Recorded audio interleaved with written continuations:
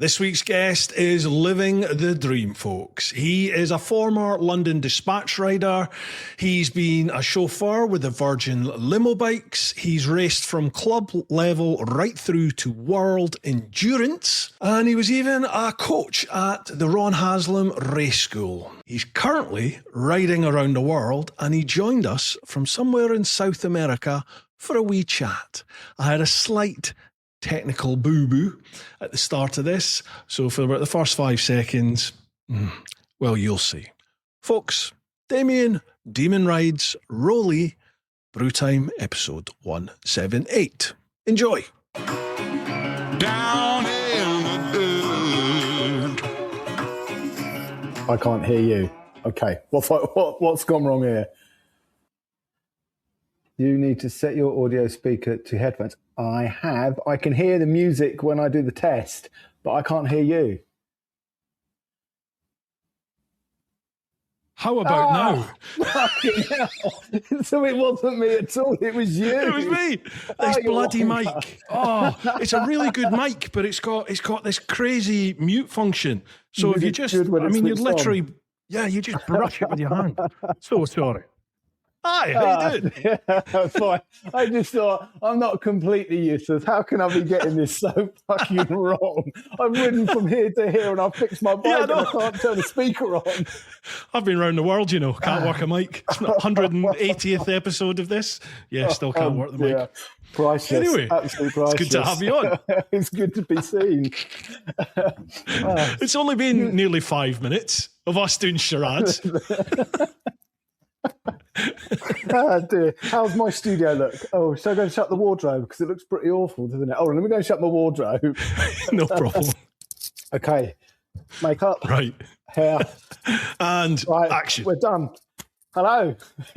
Hi, mate. How you doing? You all right? Yeah, really good. A little tired, but I'm all right. Yeah, I bet. Well, where are you now? I saw an update with a plane or something. Yeah, I'm in Buenos Aires. Buenos Aires, wow. I flew to Buenos Aires yesterday. I was in Mendoza, and it was either 1,300 kilometres in 38-degree temperature across flat nothingness, or an hour and 40 minutes on a plane. Hour and 40 minutes on a plane. I kind of like that bit. I know I'm meant to be overland, but as far as I'm concerned, I was flying over the land, so I'm okay. Well, yeah, you have just ridden the length of the American continent from pretty much top to bottom. I have, but kind of more, if that makes sense. That's some route you've done so far. Yeah, I got lost. It's the best way to be, bud. Well, the thing is, I spent 35 years reading maps. You'd think I'd know how to go somewhere, but no, I just kept going like this. You did that post, I think it was on Instagram, you did the post that someone had sent you, like the trace of your route. Yeah. Wow, that was mega. That was awesome. Yeah. If I can, folks, I'll try and put that up now so you can have a little look. It's awesome. Yeah, I suppose we better tell people what you've been up to, really, haven't we? I've been just kind of bumbling along, really. So I'm still laughing at your microphone situation. Yeah, I know. So I'm not going to live that one down, am I? No. I hope you've recorded that, because that's going to be as funny as you like. Oh, yeah. I don't edit much at all on this podcast, mate. It's warts and all, really. Let me just turn this phone onto airplane mode before it starts buzzing again. Okay. No dramas. Right. Folks, welcome back to Bru Time. You ready? You ready to go? I'm kind of ready. Amateurs. I hate amateurs. Folks, welcome back to Bru Time. This week we've got Damian Rowley. Rowley? Is it Rowley or Rowley? Rowley. So everyone keeps going on about the police commissioner as what's his name? The Mark Idiot. Rowley. That's what his name is. I can say Rowley. That now. Yeah. It's Rowley. Rowley. Yeah. So we've got Damian Rowley, also known as Demon Rides. Welcome. Also known as Demon. So Demon is actually a nickname. Yeah, go on. What was the Demon come from? I have listened to some podcasts actually where you explained it, but for everyone else. Well, turn the clock back to when I was a teenager at school. I had this Welsh graphic design teacher, Mr. Jordan. I hated him and he hated me. And he kept calling me Demon. And the more he called it to me, the more I was just an obnoxious 15-year-old child. Anyway, it disappeared for a load of years and my nickname was Win It. And then when I started at Virgin, my governor was also Welsh, but a posh Welshman who went to public school. And he started calling me Demon. And again, it was like, oh, because he was Welsh, or maybe just because of the teacher I didn't like. But it kind of stuck, and then it ended up being a nickname. It ended up going on my website, my leathers, and it just, so I've had that nickname for about 30 years. Right. You talked about Virgin, you talked about on your leathers and stuff. You've got a heck of a pedigree. I must admit, I wasn't aware of quite the pedigree you have. It's pretty damn impressive. You were a dispatch rider, you were a chauffeur for Virgin LimoBikes, and you raced from club level to world endurance. Is that right? Yes. And I worked for Ron Haslam at the race school as an instructor. Oh, that's right. Yeah. I've wobbled around for a while, and I'm kind of okay on a motorbike. Yeah, you can pedal it. No, I prefer to twist my wrist, because pedaling, I've watched these cyclists riding from north to south, and they're mad. I can pedal a bike. Right. Before we get into all that, first things first, what's your tipple of choice? Well, I was going to give myself a tipple of choice of a nice red wine, being somewhere in Argentina, and there's no corkscrew here. So I've got a Corona, and the Mexicans hate it, but I like it. So, and it's quite early here as well. So I'm starting early. Yeah, I'm 3 hours behind you.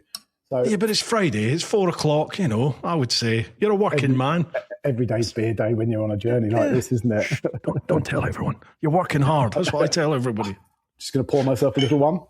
Sludge, here's to your health. Bear with us, folks. Oh, and it's cold as well.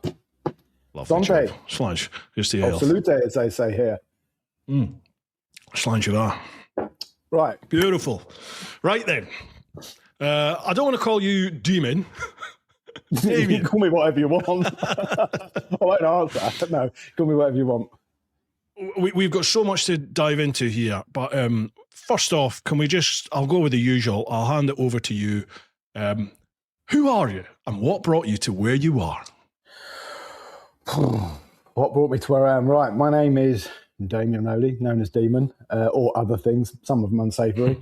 I kind of fell into motorbikes, and they've shaped my life since I was 16. And at the grand old age of 53, I am still riding the bloody things. And I've ridden from Toronto to Alaska to Ushuaia, and now I'm in the middle of Argentina.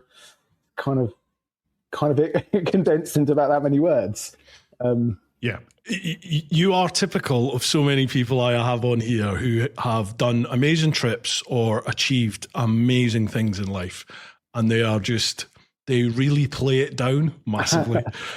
For people who aren't aware, right, if your geography is not great, have a little look or try and envisage a map of the world. And over on the left-hand side, usually, you've got the Americas. So you've got the USA, above it you've got Canada, and then a wee bit that sticks out in the top sort of left, Alaska, right? So Damian's come in over on the east side, the right-hand side of Canada, ridden right across Canada, which is no mean feat in itself, and then gone all the way up. No, let me stop you there. No, I didn't. You went down into the States. Right, so yeah, what I did is I crossed Niagara Falls into New York State, and I picked up a Mid-Atlantic BDR, which runs down through Pennsylvania along the Appalachian Mountains. And I followed that down to, it was stunning. Followed that down to North Carolina, all the way to Mississippi on the Trans-America Trail. I did the Tail of the Dragon, which you've also done. Yeah. And then I went across to, up to Arkansas. Then I rode across Oklahoma all the way to Colorado. Then I went north up through Wyoming, Montana, and into Canada there, up to Calgary, across to Banff, then up through the Rocky Mountains, all the way up to Dawson City, where I took the Dempster Highway to Tuktoyaktuk, then back down, out into Alaska to Fairbanks, Anchorage, Whittier, Valdez, back into Canada, all the way down to Vancouver Island. Then it was into the States, and then I kind of went like that down through the States, all the way down, through the Moab, through Utah, Salt Lake City, the Bonneville Salt Flats, into Arizona, in Baja, Mexico, Central America, Colombia, where my Colombia route looks like a child has done that on a map, where I just kept going all over the place for 3 months. And then Colombia's so good, and I would love to explore Colombia more. it was bloody wet when I was there, but it was good. Was it? It was got rainy season. And then I followed that down through Ecuador, through Peru, all the way through the Andes, Bolivia. And then I've been flipping in and out of Argentina and Chile for the last 3 or 4 months to where I am now. So I've covered 80,000 kilometers, which is what, give or take about 50,000 miles on my 690. A KTM 690. Yes, keep throwing money, as they keep saying. But you know what? I have had to throw some money lately. You know what? She's been a good girl. She's carried my lazy ass all the way down. Had a few issues, you know, but she's done 110,000 kilometers she's done, which is what, about 71,000 miles. So, and in KTM miles, that's about 8 million normal motorcycle miles for a KTM. That's about 8 million motorcycles. Yeah, it is.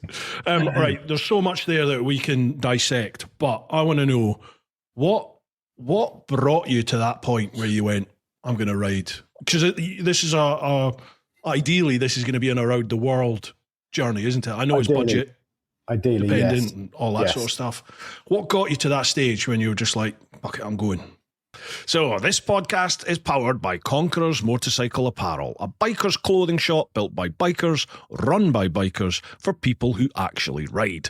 No corporate nonsense, no guessing games, just riders who know their kit inside and out. Walk through the door or jump online and you'll get nothing but 5-star service. The kind where someone actually listens, knows the gear, and won't flog you rubbish just to make a sale. For an independent shop, the range punches well above its weight: helmets, riding gear, casual wear, and the bits you didn't know you needed until a proper biker pointed them out. And if you're shopping online, here's the kicker: use Fisters10.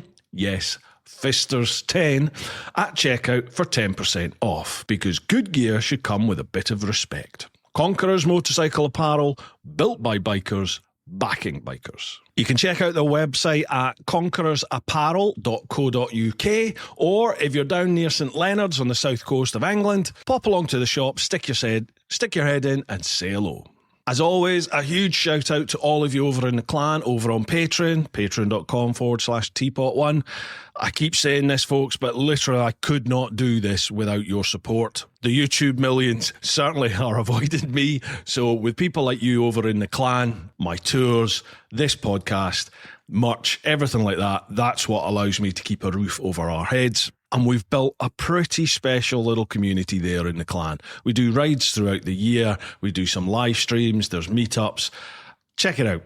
Patreon.com/TeapotOne. See if it's your thing. You also get early access to my chicken strips tours, and you get first preference for the questions in this podcast. So thank you very much to all of you that get involved there. As always, if you're enjoying the podcast, tell a mate. Just tell them about it, share it, liking, subscribing, commenting, whether it's on the socials, the YouTube vids, or on the podcast platform, wherever it is that you listen. That really does have such a positive impact now on the algorithms and all these different platforms. That is what they respond to. So if you're enjoying it, please just engage, give us a comment, a like, a share. Let people know about Bru Time. Right, enough of that. Let's crack on with the chat. How long have we got? Right, as long as you want, 7 hours. I reckon we can get to 8 in this one. It's quite complicated. Turning 46, getting to that point of realization of I have less life left than I've had, you know, knowing that within reason, you know, we're not going to live that much longer. I had a back injury that screwed me up for 4 years. I'd had a bad bike accident on the Hogarth roundabout. A car took me out and I landed on my back, which kind of didn't help things. I had degeneration of 2 lower discs, L5, S1, for years of sitting on a motorbike like this. And I was washing the bike, bent down, I slipped 2 discs. And those 2 discs were then pressing on my spinal cord, but not enough for surgery, but enough to give me the most excruciating sciatica pain. It was like someone every time I would get up, they would hit me with a cattle prod with 50,000 volts of electricity. It would take my breath away. It absolutely screwed me up. Work was becoming tiresome, if that makes sense. After so many years of riding in and around London, I was getting to the point that I didn't want to be fighting London traffic anymore. I loved the job. The job was amazing, but... This was the LimoBikes, wasn't it? Yeah, LimoBike at that point. And then I was in a relationship that wasn't quite right for me, but I was trying to make compromises to make it work. But deep down, I knew there was just something not right. She was an amazing woman. It wasn't right for me. Then I think it was also that midlife crisis. I went back to racing in 2019 to regain my license to do the European Championship. Then COVID hit, all these things were kind of building up, and I was fighting 6 or 7 fires at once. Yeah. But I didn't realize how much actual stress I was under, and how the back injury was dominating me. When you're in constant pain, it affects all aspects of your life. And I didn't realize how unhappy I'd become. And then slowly, as I begin to deal with things, the relationship that ended it, I dealt with this thing, dealt with that thing, and I made that decision, right, I'm going to go and do this now. Because it was kind of been a dream for years. And then, over a period of about 5 years, I finally got to the point where it was like, I'm going now. Quit the job, sold lots of stuff. There's a lot more to it than that. I was in quite a dark place. I wouldn't say I was depressed, like suicidal or anything, but I was definitely in a dark space, if that's the right word. I can sympathise with that, because I think I've been there myself. It sort of sneaks up on you, doesn't it? Like you said, you just don't recognize carry on, it. don't you? No, you're slogging away. You just carry on, take another weight, take another weight, take another weight.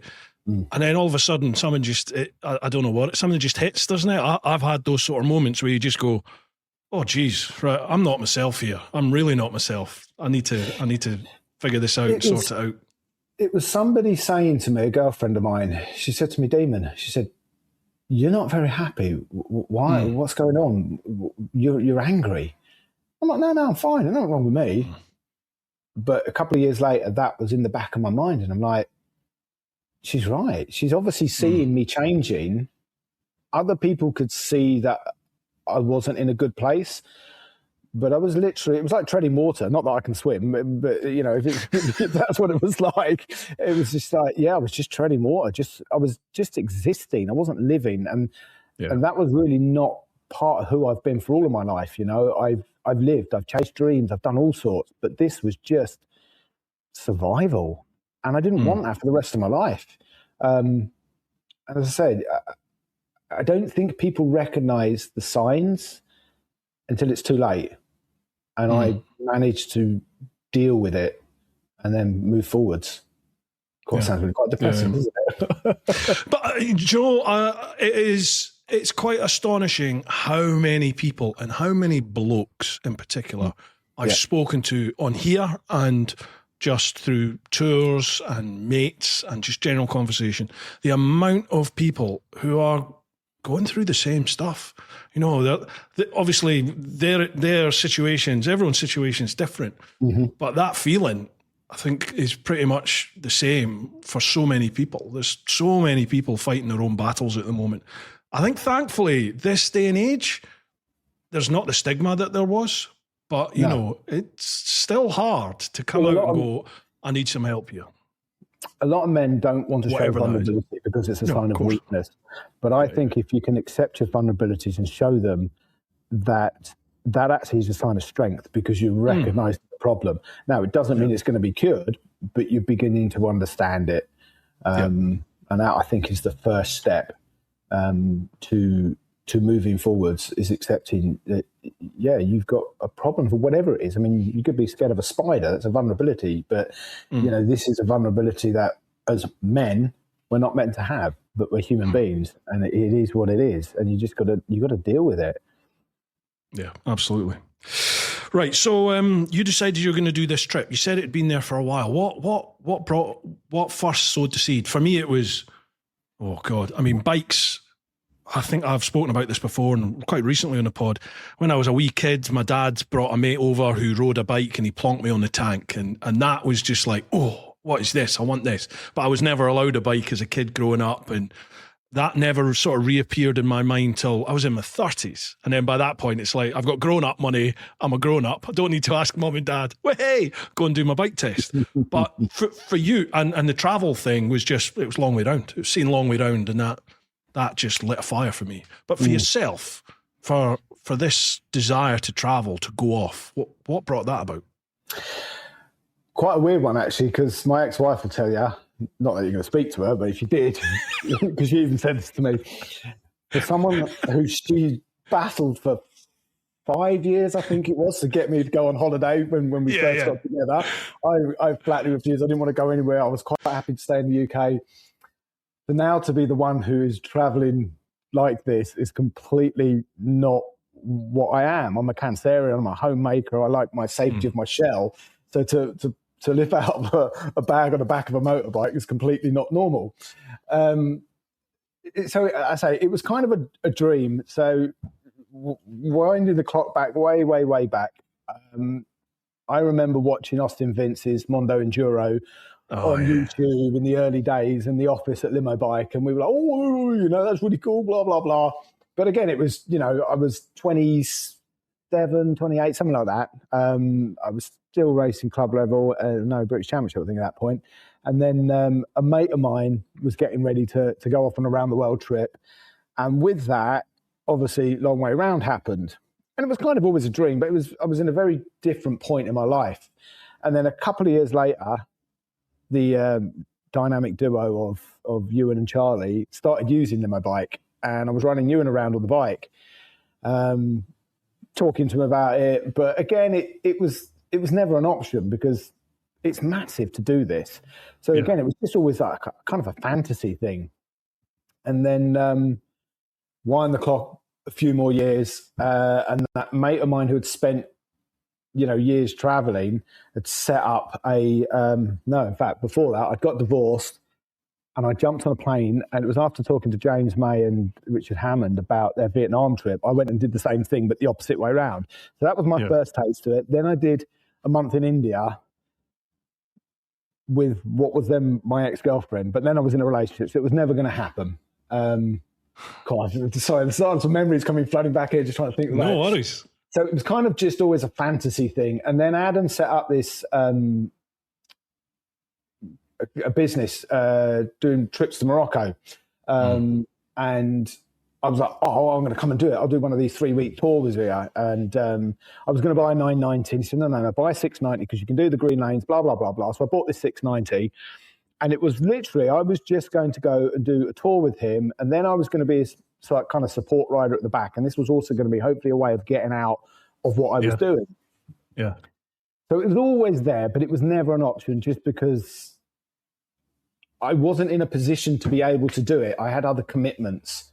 So it's been sparked by multiple things over many years. So obviously Austin Vince, obviously you and Charlie, Adam's trip, and just the fantasy of doing it. And eventually it was like, I've got to make the dream happen, because dreams don't come to you. You got to go and get them. Absolutely. So I went out and got it. I busted my balls to do it. But yeah, that's kind of the background to it all. So it manifested for years. But yeah, now I'm a traveller. Now you're living the dream, bro. Well, it's not everybody's dream. No, true. Yeah, no, true. I'm living the dream, yes. And as you know, it's not always fun and games. I get looked at quite weird a lot of the time, but especially when I'm talking about these sorts of trips and people who've never done something like that, I think they they hold it on some sort of mystical pedestal, you know, and it's just like, oh my God, that's so amazing. I could never do that. But in my mind, I'm just like, you're just riding a bike. It's everyday life, but on a motorcycle, and you're moving every day or whenever you want to move. You know, it's like you're just riding a bike. So whether it's tarmac or trail, whatever you end up with, you know, I can go for a ride into town and the bike might, well, it won't break down because it's a GS, the best bike in the world. But you could get a puncture. Do you know what I mean? I've done it now, and the bike won't start tomorrow. But you could get a puncture. You could have any, you know, you could get lost, maybe not get lost, but you know what I mean? You have issues, don't you? Just wherever you're riding a bike. So it's just a question of problem solving, isn't it? You have an issue, you deal with it. Yeah, I mean, you can't phone somebody on this and go, help, I've broken down. You know, there's no AA out here. Not that the AA, I think, even come to you in the UK anymore, but there's no breakdown service. There's no one going to come and help me. You know, you have to deal with whatever's dealt in front of you. And as I said to somebody recently, whatever cards are in front of me, that's what I have to deal with. There's no could have, should have, would have, you should have done this.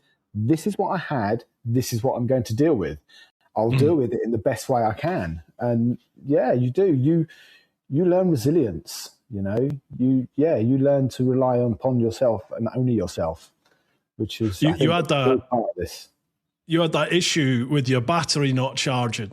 I was impressed with that, the problem solving, because like, I have about as much mechanical knowledge as, well, someone with no mechanical knowledge.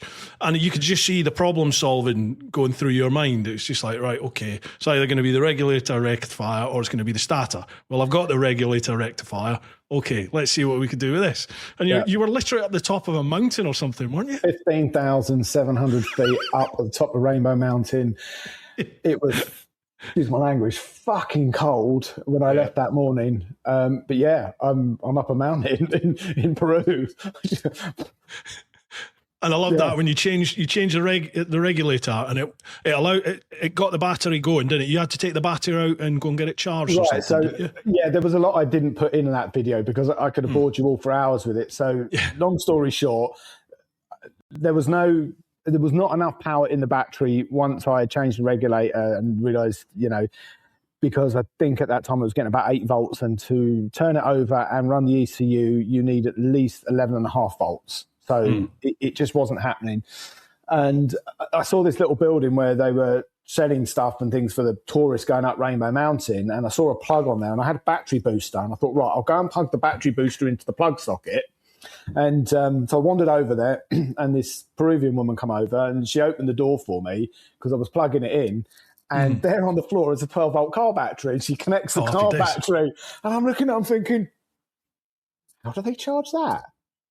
Anyway, so I then found this guy who was one of the tour bus drivers who spoke some English. So this battery, they would charge in a building quarter of a mile up the road, which was run on solar power. So I managed to go up there, have a chat with them in my terrible Spanish. He spoke Quechuan anyway, so he didn't understand anything I was trying to do. This guy came and did the translation for me. And so, yeah, sure enough, they had a battery charger, which was run off solar power. So I took the battery out of the bike, went and stuck it on charge for 2 hours, bunged it back on the bike, loaded everything back on, hit the button. I had 13.5 volts in there. And I basically had 160 kilometers to get back to Cusco. Is the only place I could have any remote chance of fixing it properly. And I managed to get back to Cusco, but running red lights and all sorts. I know what we're talking about. That was brilliant. I love that. She's like, I am getting there. I cut so much out of that. I tell you, my dispatch riding skills came absolutely bang on over there. And I had to keep it running because if it had died, I would have never got it started and I would have been stuck. So it was like, I've just got to keep this thing moving. And literally, as I pulled up outside the bike place, it just died. Boom. Yeah. But at that point, the battery was also fried. It wouldn't hold a charge. So then I had to wait 6 hours or 7 hours, however long it was, for a battery to be brought to me so I could actually just start the bike again. It was a bit of a nightmare. Isn't it crazy, though, when you think about things like that, in that you are up the top of a mountain in the arsehole of nowhere. All right, there's some people around about you, but you're in a country where you kind of, I appreciate you did quite an intensive Spanish language course to get some basics there. But in your own words, you're not fluent.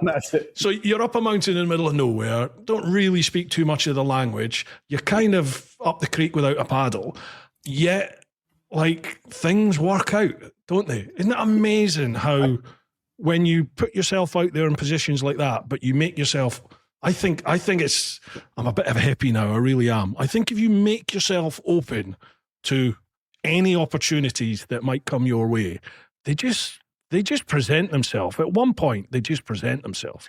You have no choice because, like I say, you're responsible for yourself. Nobody, like I said, no one's going to help you. But thank God it happened that day, not the day before, because I was even more remote the day before in the middle of fucking nowhere.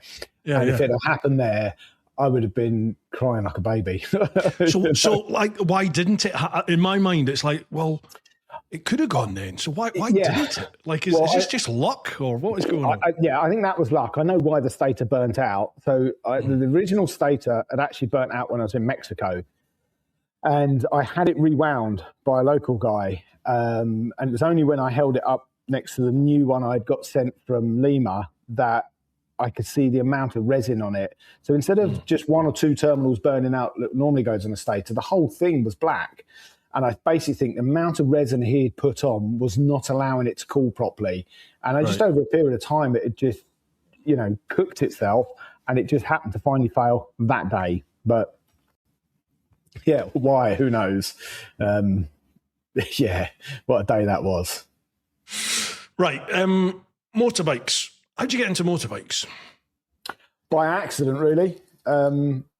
As a kid, I rode 11, 12. There was a guy up the road, had a bit of land, and his dad had bought him a little Puch Maxi. So that was the first kind of bike I rode. And then a couple of years later, there was an old bit of wasteland now, which is a golf course that we used to all go riding motorbikes on. And a guy I know had a DT 250 and another guy a little CS50. So I'd go around the field on there.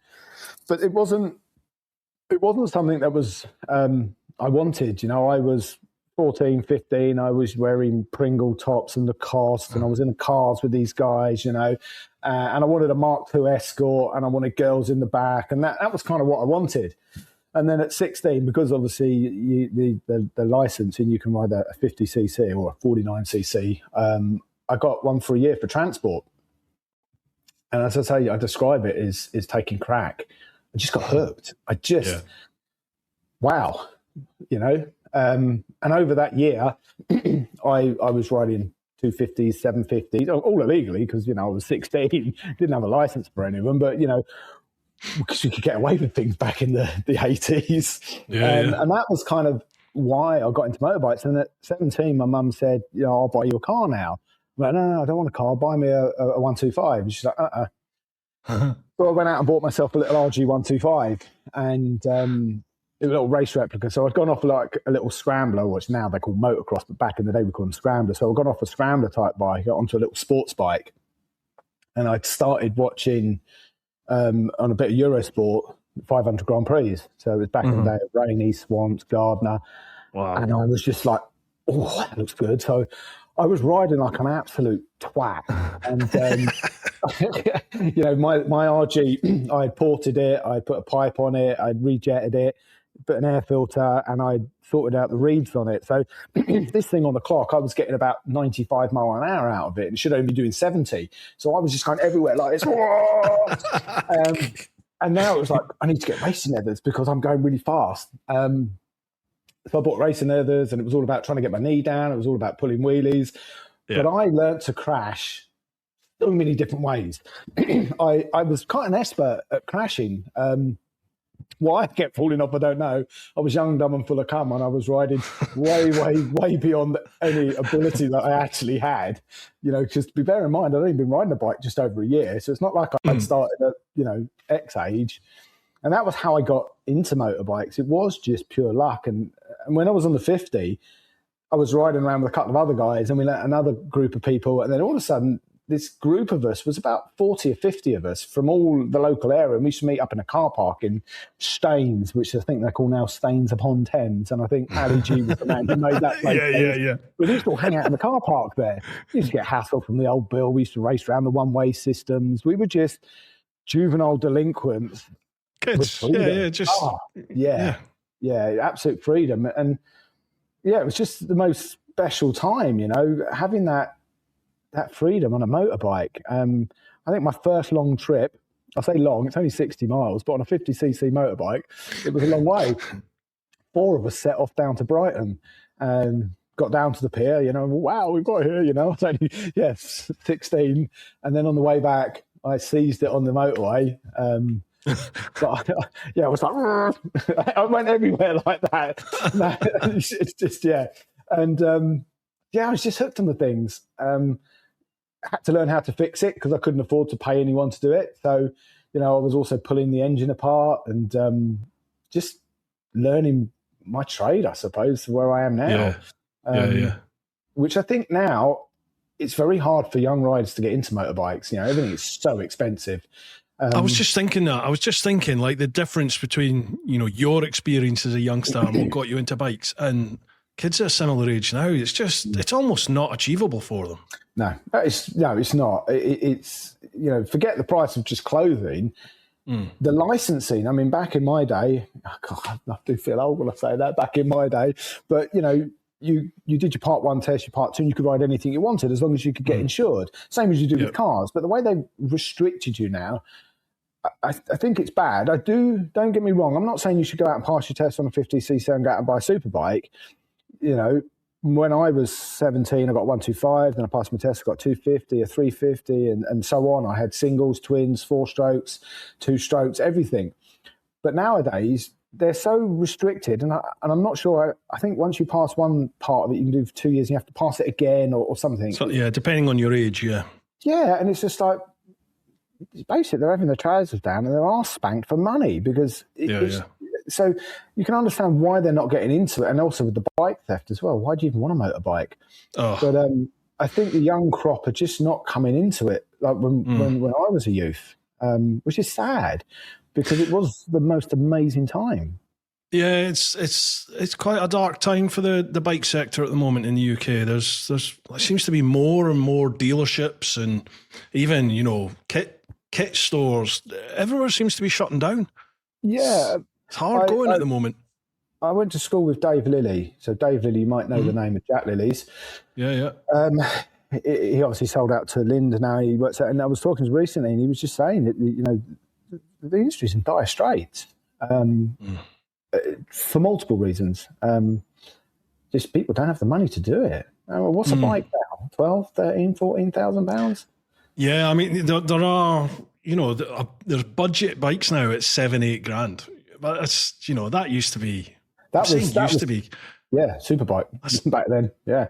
Yeah, but that's like 20, 25 years ago, isn't it? When you think about it, it's crazy.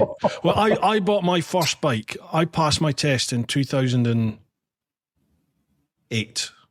Yeah, 2008. Oh, so you've not actually been riding that long? No, really? No, I was late. I was 32 when I got into bikes, when I passed my test. But I remember buying a GSX-R 600. That was my first ever bike, and I think I got that on a deal from P&H. I think for something like 6.5 or 7 grand. And then I remember less than a year later, I chopped that in and bought 1,000. And I got that for something like 9 grand. And I never paid more than 9,999 for a Jigsaw Thou right up until the last one I bought, which was 2014. Because I said to them, I'm not buying it unless it's under 10 grand. Because I'm not paying so 10 you got grand the penny off it. And he did, yeah. So I got it for 9,999. Yeah, whatever it was, yeah. I didn't spend the extra all at once. Obviously. First thing you do, isn't it? Leathers, new exhausts, just loads of stuff. Yes, you do, yeah. But yeah, you look now, I mean, God, even the Jigsaw, when this new Jigsaw's coming back, I think that's going to be something like 15 grand, 16 grand. So it's just like, Christ, it's a lot of money, isn't it? Yeah, it's a lot of money. Yeah. Cool, that's depressing. Right, we'll move on from that. So you were a dispatch rider. What got you into dispatching then? So I'll turn the clock back to when I was at school. I'd been an army cadet since I was the age of 13 and a half. And originally I was going to join the junior leaders at 15 and 9 months and join the Royal Electrical and Mechanical Engineers. And I'd got on my aptitude test enough to be an aircraft technician. But I think I was wrongly diagnosed as a teenager with asthma. I just think I was probably unfit. But so when I went to join, they said, "Oh, you can't go in within 4 years of your last asthma attack." Blah blah blah. So that got delayed. Yeah. So all I wanted to do was be in the army. And then I thought, right, well, I'll get an apprenticeship. I'll go and be an HGV mechanic or something. I'll do that until I'm old enough to go and join the regular army. Yeah. And then I was on a YTS course, the good old youth training scheme of all of about £29.50. And after a year, I was on that. My mum's ex-boyfriend's mate ran an engine reconditioning workshop, whatever you want to call it. And he said, "Oh, well, we'll give you a job. We'll pay you £100 a week." Because, £29.50 to £100 a week. Like, yeah, I'll have some of that. And we'll put you through your college, and I'd got enough to go onto a BTEC course. Anyway, went and started working there, and the enrolment for college came round, and they hadn't enrolled me. "Oh, we don't have the money now. We'll do it on the next one." So the April came round. "Oh, we don't have the money. We're going to have to wait another 6 months." And I'm like, this is no good. I'm 17 and a half now, and I'm out of an apprenticeship, and I'm not getting anywhere. And then his business folded. So now I'm out of work. So the good old RG125, I thought, oh, you know what? I'll be a dispatch rider for 6 months. I'll save enough money and I'll put myself through, the next year at college. So I was living in Shepperton in Middlesex, and there was a courier company in Bedfont, which was only a few miles away from me. It took me 2 hours to find the place. And, and your map reading hasn't got any better suits. Well, I didn't know which way it went, you see. So I'd gone with a mate, and he was on a 250. So he said to my mate, "Well, you can have a job because we can use you for motorways." He said, "But you're on a 125 on L plates. I don't think we can really do anything." I was like, "Oh, okay." And I thought, I need to do something. So I got MCN out again. I was reading through all the job adverts in the back, and there was this Concord Couriers company up in Sudbury and Wembley. Right, I'm going to find my way to Sudbury. So I called them up. He said, "Yep, come up for an interview." And I didn't take me too long. I mean, I suppose it was normally about a 40-minute journey back in those days. It took me about an hour. I found the place. I'm like, yes. Bearing in mind, I'm only 17. I don't have a geography of the London or anything like that. I'm just looking at an A to Z and figuring out how There's to no go GPSs there. or anything, sat-navs. No. And we used to use phone boxes. Anyway, so I've gone to this place and I've been given the job. So it's my first week as a London motorcycle courier based just outside Wembley. And I get this job going from Shepherd's Bush to Fulham. Now, anyone who knows Shepherd's Bush to Fulham, on the map, it's about this far. And if I was to have gone from the place in Shepherd's Bush and gone round the bush, down Shepherd's Bush Road, round Hammersmith. Shout really loud. Down Fulham Palace Road. I was there. It was like a 15-minute ride. So anyway, because you had to keep flicking the pages like this to find out where you were going. Oh, yeah, I remember the North Circle. Okay, I'll go around this way. Anyway, long story short, it took me 2 hours to do a 20-minute job. And at the end of my first week, I'd earned a massive amount of money. I think I'd earned about £120. I'd put more in fuel than two-stroke oil in my bike at the time. Anyway, I'd gone out the next week determined to be better. And I was getting some tips off the guys who were working in the office with me. And I couldn't use the A40M back in the day. So I used to use the Harrow Road. Anyway, 2 or 3 weeks in, on a Friday night, we all went to the pub. And the controller said to me, he said, "You know what?" He said, "After that first week," I said to Steve. Now, Steve was the governor. He said, "That young man on that 125, he said, he's fucking useless." He said, "I wanted to sack you." He said, but Steve said, no, give him a chance, give him a chance. And as the weeks went on, I became better at what I was doing. And I just I was just pretty good at it. I learned to read a map. I got my geography. I was, you know, it was all in the head. That I learned the old-fashioned way. So that was how I got into being a motorcycle courier. At 17 and a half, I was. Wow. And it was. I was 17, riding a motorbike, getting paid. Wonderful, you know. Yeah, it was. Yeah, it was good. Good memories, you know. Yeah, it was mad. Oh, fuck, it was How long mad. did you do that for then? Nearly 10 years. Wow. Right. So I then eventually passed my test, bought a bigger bike. I moved into a London company rather than Harrow. So working from Sudbury, I learned all the Ruislip and sort of West London side and route down into central London. I was riding around. But because the company was based in Wembley, I'd always come back empty. Rarely did I come back with a job on board. So I was doing lots of what we call dead mileage, is where you're riding with nothing on board, so you're not earning anything. So it was dead mileage. And there'd be a lot of time that I'd be sat around in the office waiting for work.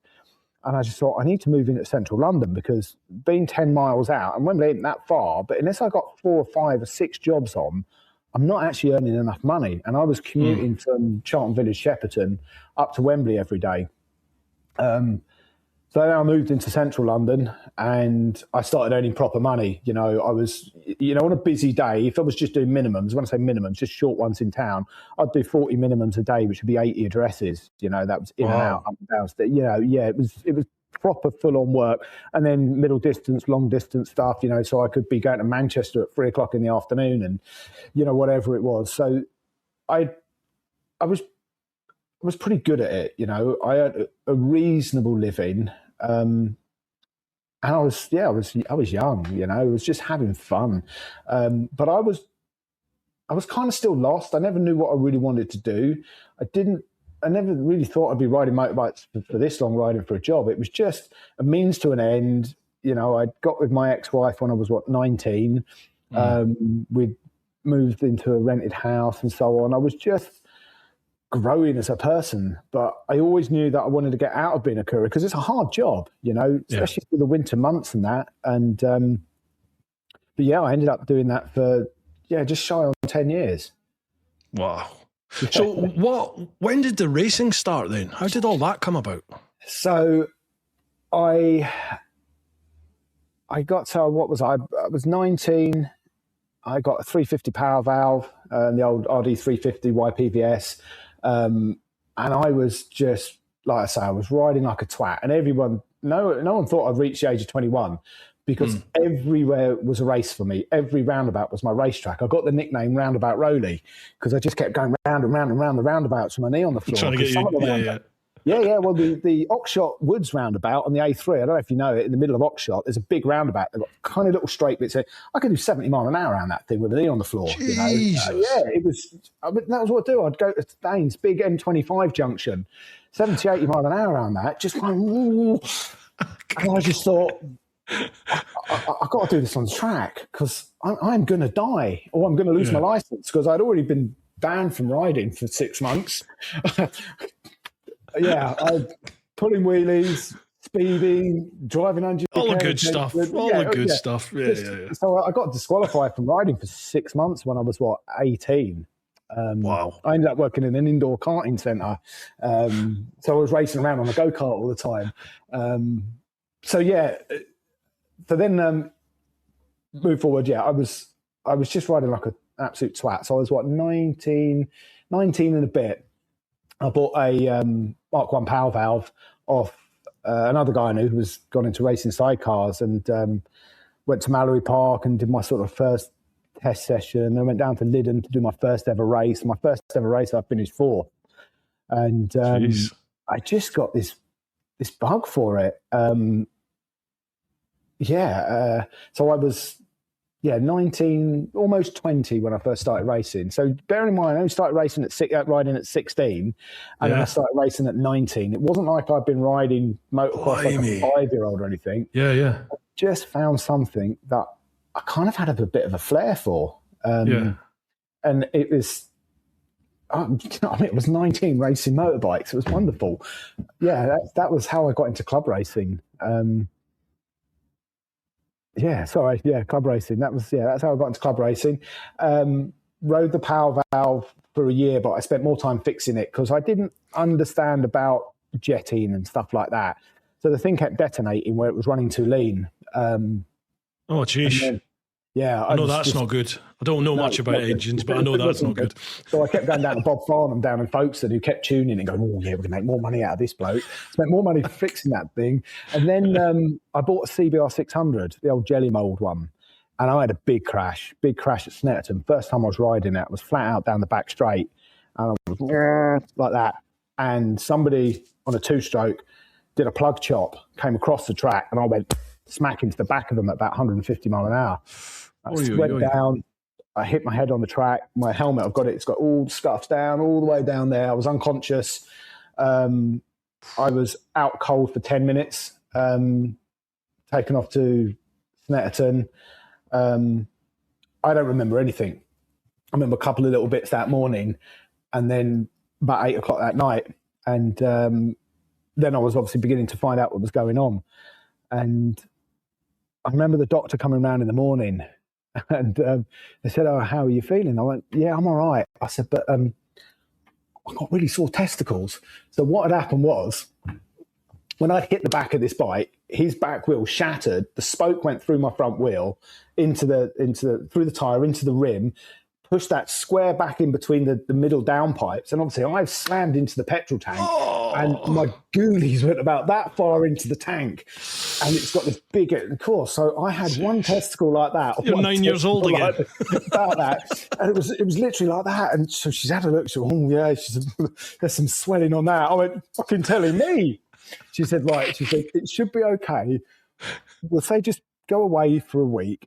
If it doesn't go down, go to GP and he will syringe it. And I'm like, oh, no, you're not doing that. But thankfully it went down. So that was kind of my first big accident in my first year of racing. And then I just kind of bumbled around for a couple of years in classes I shouldn't have been riding in. I wasted a year racing a single cylinder bike, which kept breaking. I either won, fell off, or it broke. And then, so I'm going into the racing career here. And then no dramas. 90, end of 95, I'd had a bad crash on the road. A car had done, which one was it? Because there's been a few. Yeah, I think it was the one where the car did a U-turn and ran. Anyway, had a compensation payout. And I was bumming around on a class I shouldn't have been riding.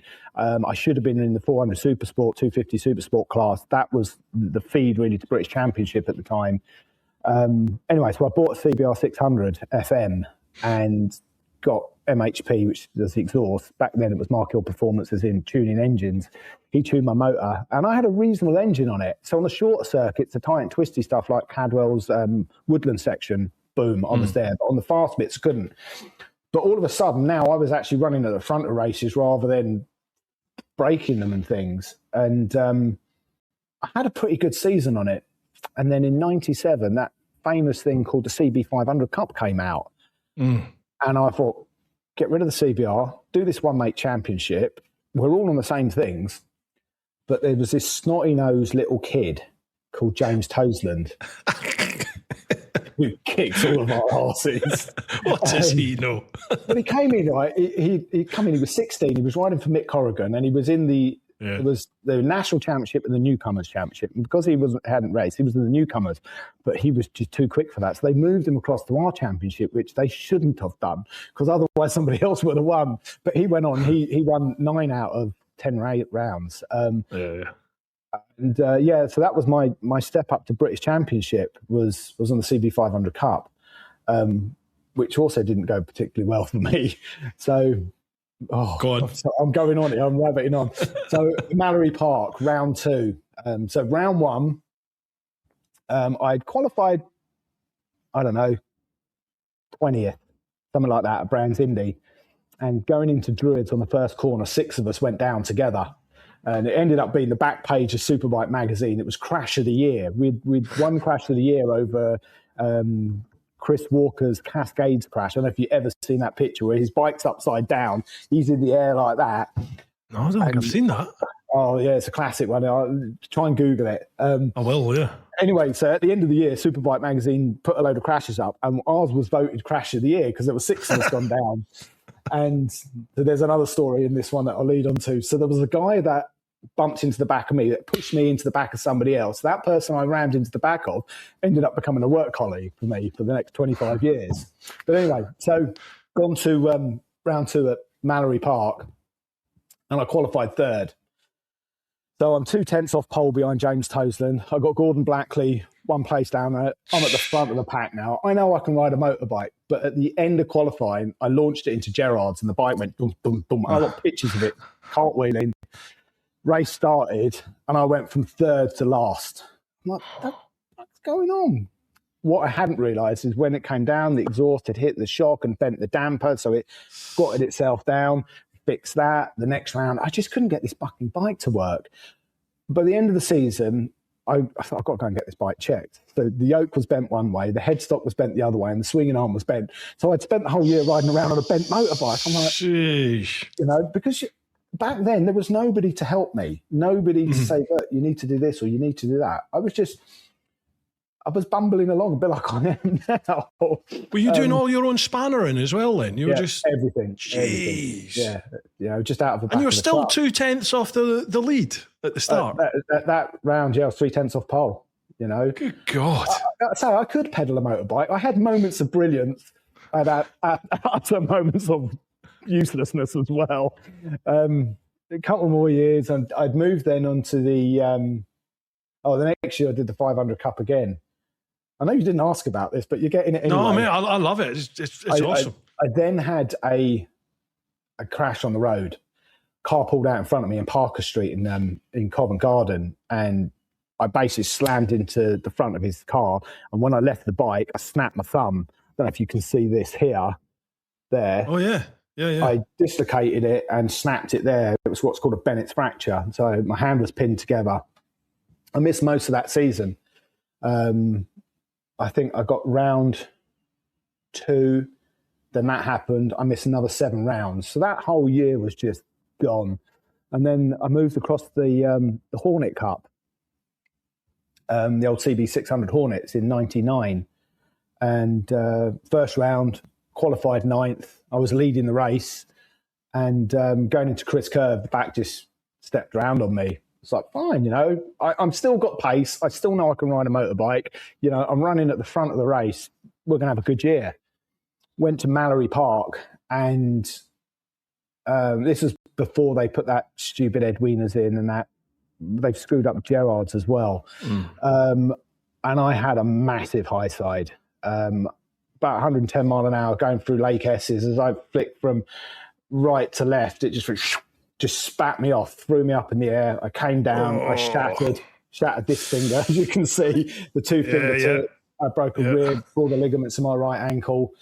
It took me most of the season to recover from that. By the end of the year, I was back in the top 10. But again, it was just, it was racing. It bites you hard. So I had a really mixed club and British Championship at that point. So yeah, we've kind of fast forwarded through a lot there. That was 93 to 99. Wow. Yeah. So at what point did you go to endurance? Was that before or after Ron Haslam? Well, I'd done one of the KRC endurance rounds in 97, 96, 97, with a guy called Paul Perrin. And that was just my first taste of endurance racing. And then I quit racing at the end of 99. It was a case of I could either use what money I didn't really have to go racing, or I could commit to my ex-wife at the time. We were still girlfriend, boyfriend, fiance, what it was, and invest with her and buy a house. Now, she put up at 7 years of me throwing umpteens amounts of money, because also back then I didn't have any sponsors, people. It just didn't happen. So I bought a house, quit racing, and at that point is when I managed to get out of working at as a dispatch rider. I moved across to Virgin. So yeah, I quit then. I'd gone snowboarding, so I started snowboarding, and I'd met a guy called Mark Linden, who was an ex-British Championship rider who worked at Ron Haslam's, and said, "Oh, give them the ring. They're always looking for good instructors." Oh, I don't know if I'm really good. So I went to see Ron, and we went out and did a few laps together, and he was like, "Yeah, okay, let's get you in." So I spent the next 4 years, as well as working at LimoBike, going up and down to Donington and working with the people like Det Crutchlow, Mossy. That's where I met Mossy. Yeah. People like Mark Owen, Simon Andrews, Matt Llewellyn, all the top British Championship riders and road riders. I was working with them, and I was just, humble, kind of lower down, sort of compared to where they were, but I wasn't a bad instructor. It was good. Yeah, working at the race school was good. It was hard work, but it was fun. It was nice seeing people's improvements. Yeah. And seeing their confidence grow and their understanding of actually how to ride a motorbike. I preferred teaching the girls because they listen. They don't have egos. They don't have testosterone. Yeah. And even though they might not necessarily have been as fast as the guys, I think their improvements were tenfold. Okay. Just because they listened to what you said and put it into practice. Whereas you get these guys who come in with their levers on and their knee sliders that have been scraped on the road, and they'd think they're amazing. And you'd be going around one-handed, turning back to them, pointing and doing this, Yeah. And you're just like, dum, dum, dum, dum, and you kind of, you showed them this is how you ride a motorbike kind of thing. I remember I did the Fireblade. I did the 600 and then came back another time and did the 1,000. Yeah. When it was at Silverstone. And yes, it was Tristan. Is it Tristan Palmer? I think it was Tristan. Is it Tristan Palmer? I think he was my instructor, and he was BSB at the time. And I remember thinking, I'm apexing this right hander, and my knee was on the deck, and I'm thinking, yeah, I got this. And then 3 bikes came up my inside where I think I'm apexing. These 3 bikes just went by me like I was standing still, and it was Leon Haslam. It was Leon Camia, and I can't remember who the other one was. There was another one. I think it was one of the Lowe's twins or something.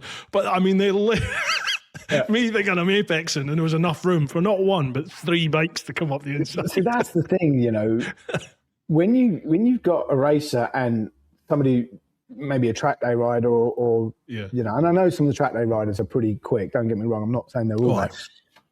When you get someone who's really good, and they pass you, and you think you're going fast, and they're gone. It is incredible. I mean, I even had it where I wasn't slow, but I'd get someone like Vincent Philippe, come past me on the factory Suzuki, and I'm on a privateer Yamaha, and I'm hanging off and doing the best I can. He's like, whoom, and then the Suzuki just go whoom, down the straight. I'm like, come on. I had a little coming together with Gregorio Lavir in Albacete.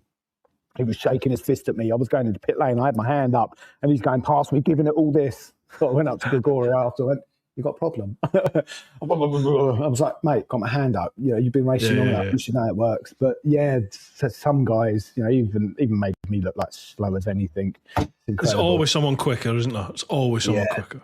I remember. Do you know Bob Collins? Do you know Bob Collins at FWR? Very well. Yes, I remember Bob saying when I first sort of met him and heard what he'd been up to, and he'd done the TT or entered the TT. He did Manx, I think, didn't he? Something like that, yeah. And I remember him saying, because like, he'll text me in a minute going, "No, it was TT." At that point, Bob was like he was the fastest bloke I'd ever met, like personally on a bike. He was phenomenal. And he ain't slow.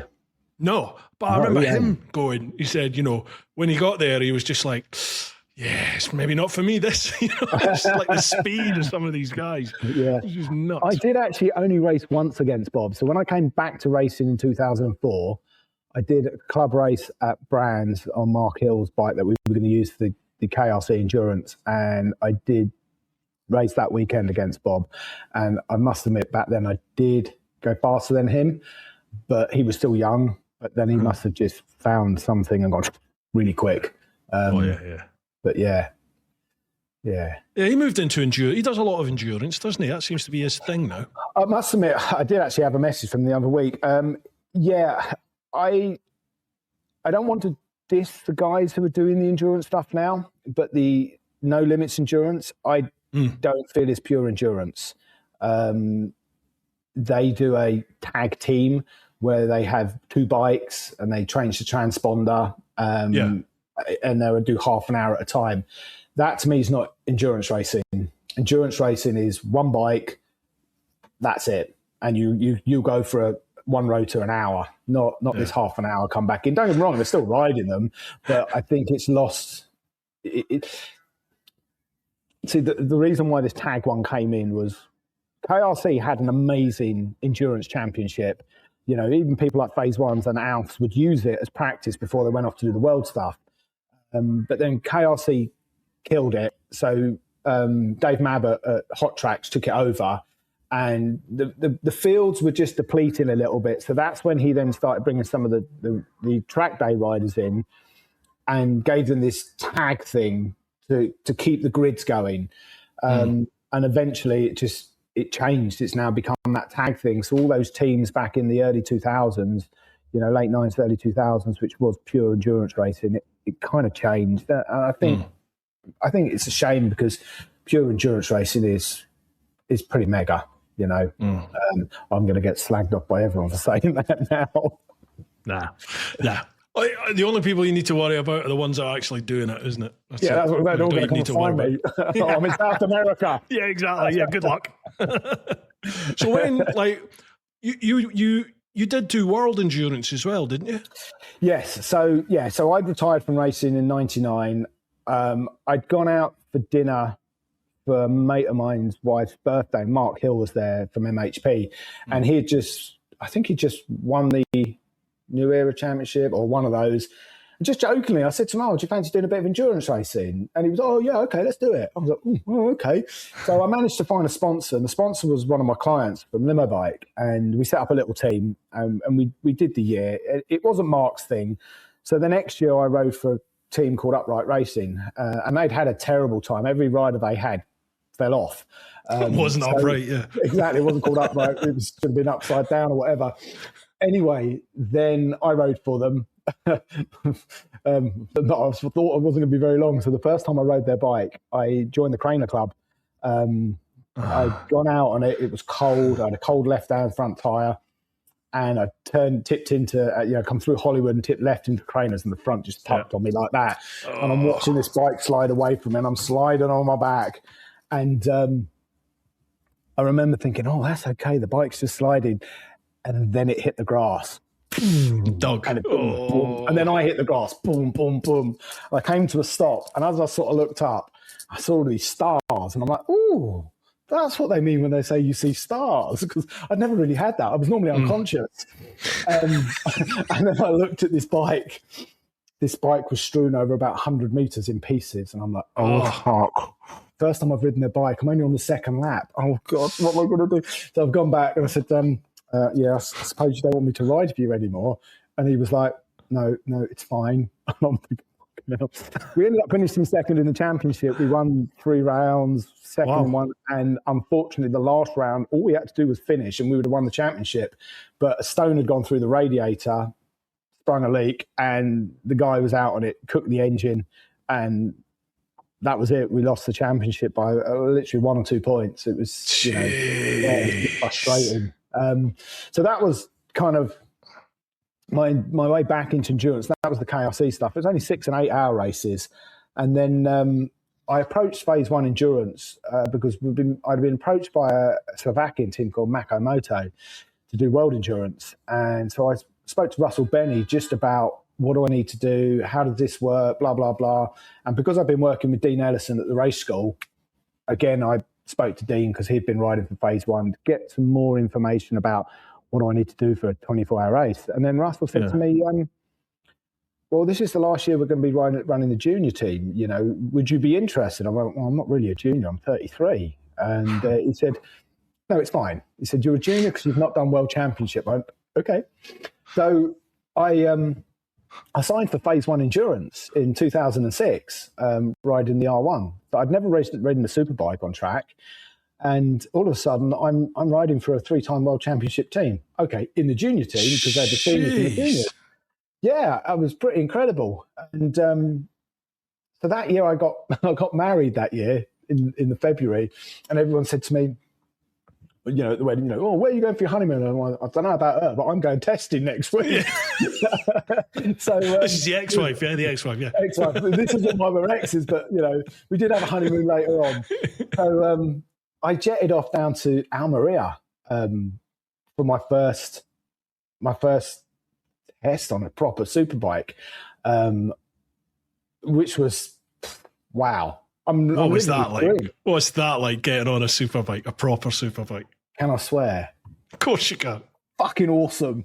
It was the most incredible thing. So I'd got the fastest thing I'd ever ridden. I'd done obviously the blades at the race school, but you know, they're road bikes. Mm-hmm.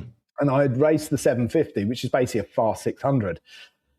So to get on and this was a mild tune, 180, 190 brake horsepower superbike, you know, proper suspension, blah, blah, blah. Phenomenal. You know, you touched the brakes on it. It was like someone put a scaffold tube through the front wheel, you know. So my first test with the team went well. My teammate that I was riding with, Leroy, we were within tenths of each other. But I still didn't know whether I was going to be competitive because it was a private test. There was no big teams there, you know, so I didn't know whether I was going to look stupid or not. And then we went to Albacete for Dunlop tyre test. Now all the daddies are there, you know, Cert are there, you know, Yart are there. And I'm riding against the likes of Vincent Philippe, Igor Yerman, you know, Gregorio Levere, not Levere, it'll come to me. Anyway, another froggy. And fuck, they were fast. But I wasn't far off the pace, you know, and I'm testing Dunlop tyres. I'm like, pinching myself thinking, is this really happening? A couple of years ago, I was riding club racing and now I'm in the World Endurance Championship. But then it almost went wrong. A week before my Le Mans test, I had my appendix out. And I'm like, this can't be happening. I got Le Mans test, Assen 500, and the Le Mans 24 out all in the next 2.5 weeks. And I'm having my appendix out. Jeez. Anyway, had my appendix out. I wasn't allowed to discharge myself from hospital till I'd passed the stall. So my mission was to have a shit. I got that out. I discharged myself the next day. I've gone home and quietly packed all my kit. And I said to my ex-wife, I said, I'm just going to go to Le Mans with the team. You know, the flights are booked. I'm just going to go and support them. Why have you got your leathers? I don't know, because I'll leave them in the truck and they can take them to the next circuit. Yeah. They're going to get cleaned. Yeah. So 7 days after my appendix out, I'm at Le Mans testing. And it was a little tender. So left-hand corners were okay because I was squinched up like that. But right-hand corners, it was putting the stitches. And I went to the medical centre and they were weeping. And the surgeon said, or the medical doctor thing, he said, 1 week. I went, and he just shook his head, you know. So then I spoke to my ex-wife and said, you've been riding, haven't you? I went, just a couple of laps. So that was it. You know, I thought my season was over before it began. And then I went to Assen. And then 3 weeks to the day that I had my appendix out, I was starting the Le Mans 24 hour. I was sat on the grid there.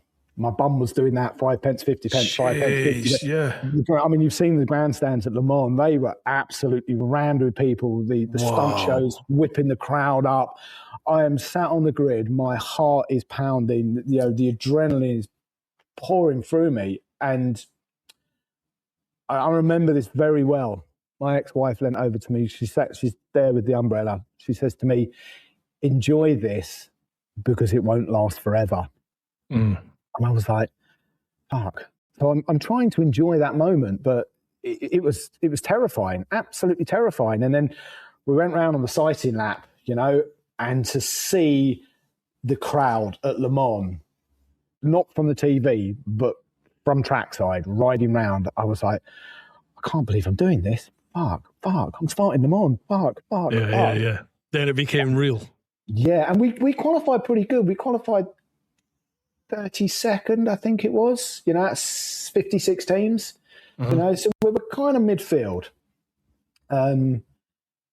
Yeah, and then I'm standing there in the circle, waiting for the tricolor and the guy to run across the track. And the second that went, all nerves have gone.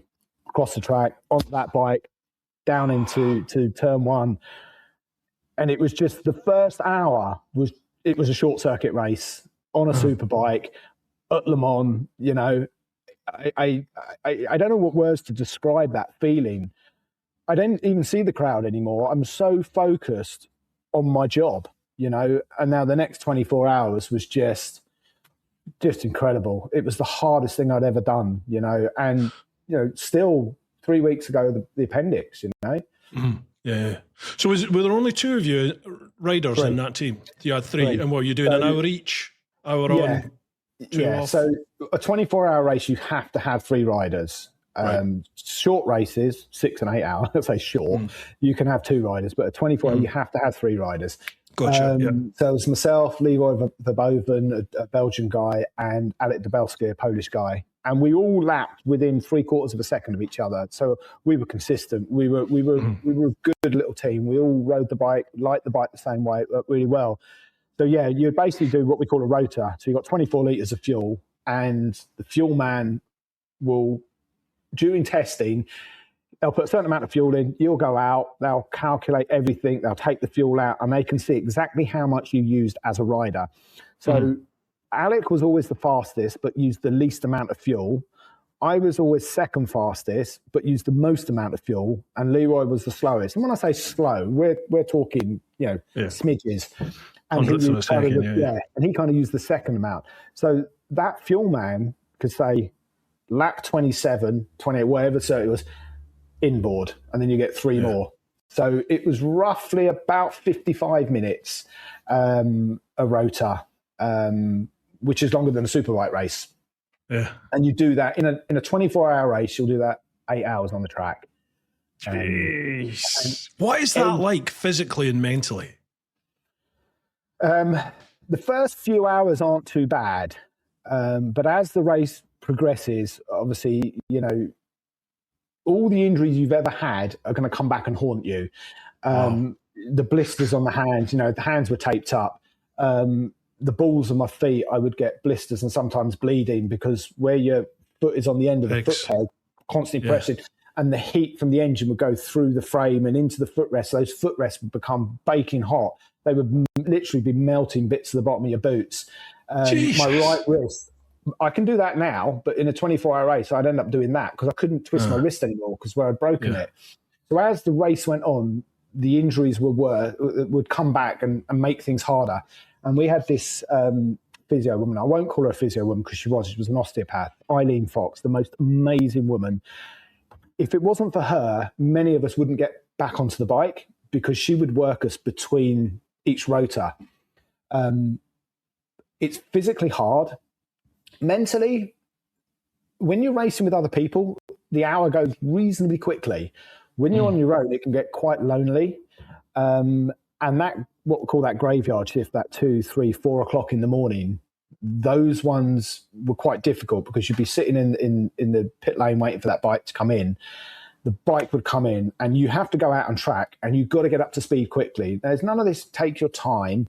You've got to get up to speed because every second lost over 24 stops is a lot. Magnifies, but those early hours of the mornings ones could be really, really difficult. But I got on with it pretty good, actually. I didn't used to sleep very much, maybe 20 minutes, maybe 2 or 3 times throughout the whole race. That's all I would sleep. And then the race doesn't really start until 9 o'clock in the morning. And you think, well, hold on, it started at 3 o'clock yesterday. No. That was getting through the night. Now the race really begins. The attrition, the crashing, blah, blah, blah. That last 6 hours is incredible. It is incredible. And at the end of it, did you ever see Chris Hoy's Road to Le Mans. No. So Chris Hoy, as you know, the cyclist. Yeah, cyclist. After he gave up his career, he got into car racing because he wanted to race Le Mans, and he did that. And I was watching it, and everything he went through is what I went through, but yet in a car. And at the end of it, he cried. And at the end of my 24-hour, the fuel man, Chubby he was called, he was a big old unit called Chubby, he was the fuel man. I've given him a hug and I've just broken down into tears. And he said, don't worry, they all do it. You know, It was just the most incredible feeling to complete a 24-hour race. And then you're screwed. The adrenaline drops. That's some achievement, man. Wow, that is some achievement. Incredible. Yeah, it was pretty incredible. I've only ever experienced, as a spectator, obviously never ridden, but as a spectator, I've only ever been to one 24-hour race, and that was the Bal d'Or in France. And it was my first ever experience about 4 weeks after passing my test. Yeah. Or maybe about 6-7 weeks actually after passing my test. A bunch of lads that I worked with in the old build, they were all like seasoned bikers, and some were even, you know, the surveillance motorcyclists, police motorcyclists, just all mental. And they were like, come with us, we're going to Bal d'Or. I was like, yeah, okay, I'll come. It was me and my Gixxer 600. I was just literally sat. No, it was Magna Core. Yeah, you're right. Because I only went back to Paul Ricard a few years ago. That's right. It was down at Magna Core. And my experience of being down there was the fans. Like, the European fans were just fucking insane. And I remember as the sun went down, it started to get dark. All these, I remember a big flatbed truck turned up with a huge engine in the back, and they just start revving it till it burst into flames. And then they got a moped and set the moped on fire. And some geezer got on this. Yeah, they got on a moped and put it in the stands. And I just remember thinking, these poor racers, you know, it's now dark and they're trying to race, and out the corner of their eye, they're just going to see this fireball careering around one of the stands. Well, also what you've got is the smoke coming across the track. So you're going through clouds of smoke, but it gets in your lungs and it gets in your eyes and it stings like anything. Wow. They're mad.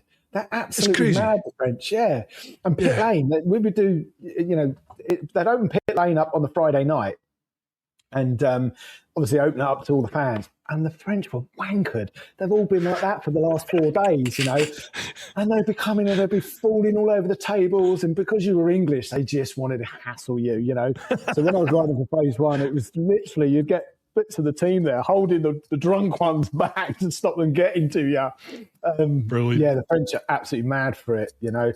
To be fair, it's quite a different feeling. So when I did Suzuka, the Japanese, because you're a European rider, you're a superstar. And I'm a nobody, but walking to and from the paddock, you know, they just want photographs of you, I mean, they love their photographs anyway. So I think I had more photographs with the Japanese than anybody else. That was a pretty incredible experience to race the Suzuka 8 Hour. In 2007, I did that. And that was, so the team that I was talking to in 2006, Makamoto, I ended up riding for them in 2007. And we did the Suzuka 8 Hour, and overall finish, I think we finished 34th, but we finished second in super production.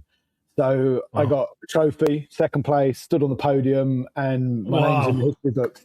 And no one can ever take that away from me. I got, I can even show you a picture. Suzuka was pretty special. You know, send us a picture and I'll put it up in this. I'll superimpose it in this. Okay, I'll send you a picture. Cool. Yeah.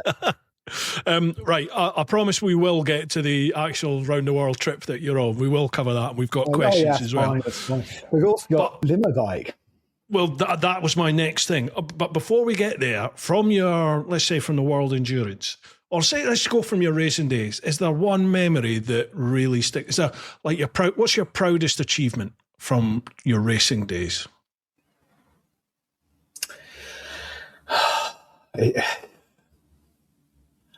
I think, I just think competing in it, you know, it was pretty special, full stop. You know, second in super production at Suzuka was amazing, don't get me wrong. But I think finishing in the top 10 at like Zolder in Belgium, finishing 11th in the the Oschersleben 24 hour, those are special because to even finish a race is big. I mean, we finished 9th overall in 2006 in the World Championship. Wow. You know, I finished in the top 10 and I'm still technically a nobody. So just my year with phase one was pretty special. I mean, the team were amazing. Russell Benny was a pain in the arse little pikey who didn't like spending money. Well, he was called the pikey by the whole paddock. It wasn't by me. It was by the paddock. You can't say pikey. It's caravan utilising nomadic traveller. That's what you call it. No, he was a pikey. You know, if this argue, for example, we were meant to have a superbike engine at the short races. Okay, we'd done the Albacete 8 hour on a stock motor, and it was just like, why? Well, when we get to the blah blah, we'll give you a super. Anyway, we got to Zolder, and he'd given us a superbike engine. So instead of running like 185-ish, we were running now 200 brake horsepower. Thing was a missile. We had two bikes. So we had J1 and J2. J1 was the bike that all three of us loved. It just did everything we want. But J2 was a bitch. We couldn't get it to go around corners. It was horrible. Anyway, they put the superbike engine into J2. And we were like, so we went as fast on the stock engine. Bull. So we'd gone as fast on the stock engine in J1 as we had on the superbike engine on J2. And we all came back and said, we want that engine in that bike. Oh, no, the mechanics don't have time. I looked at Keith March, and he was the chief mechanic for us. I went, Keith, tonight, swap the motors. He's looked at Russell, and Russell's gone. Next day, all three of us went 2 seconds faster.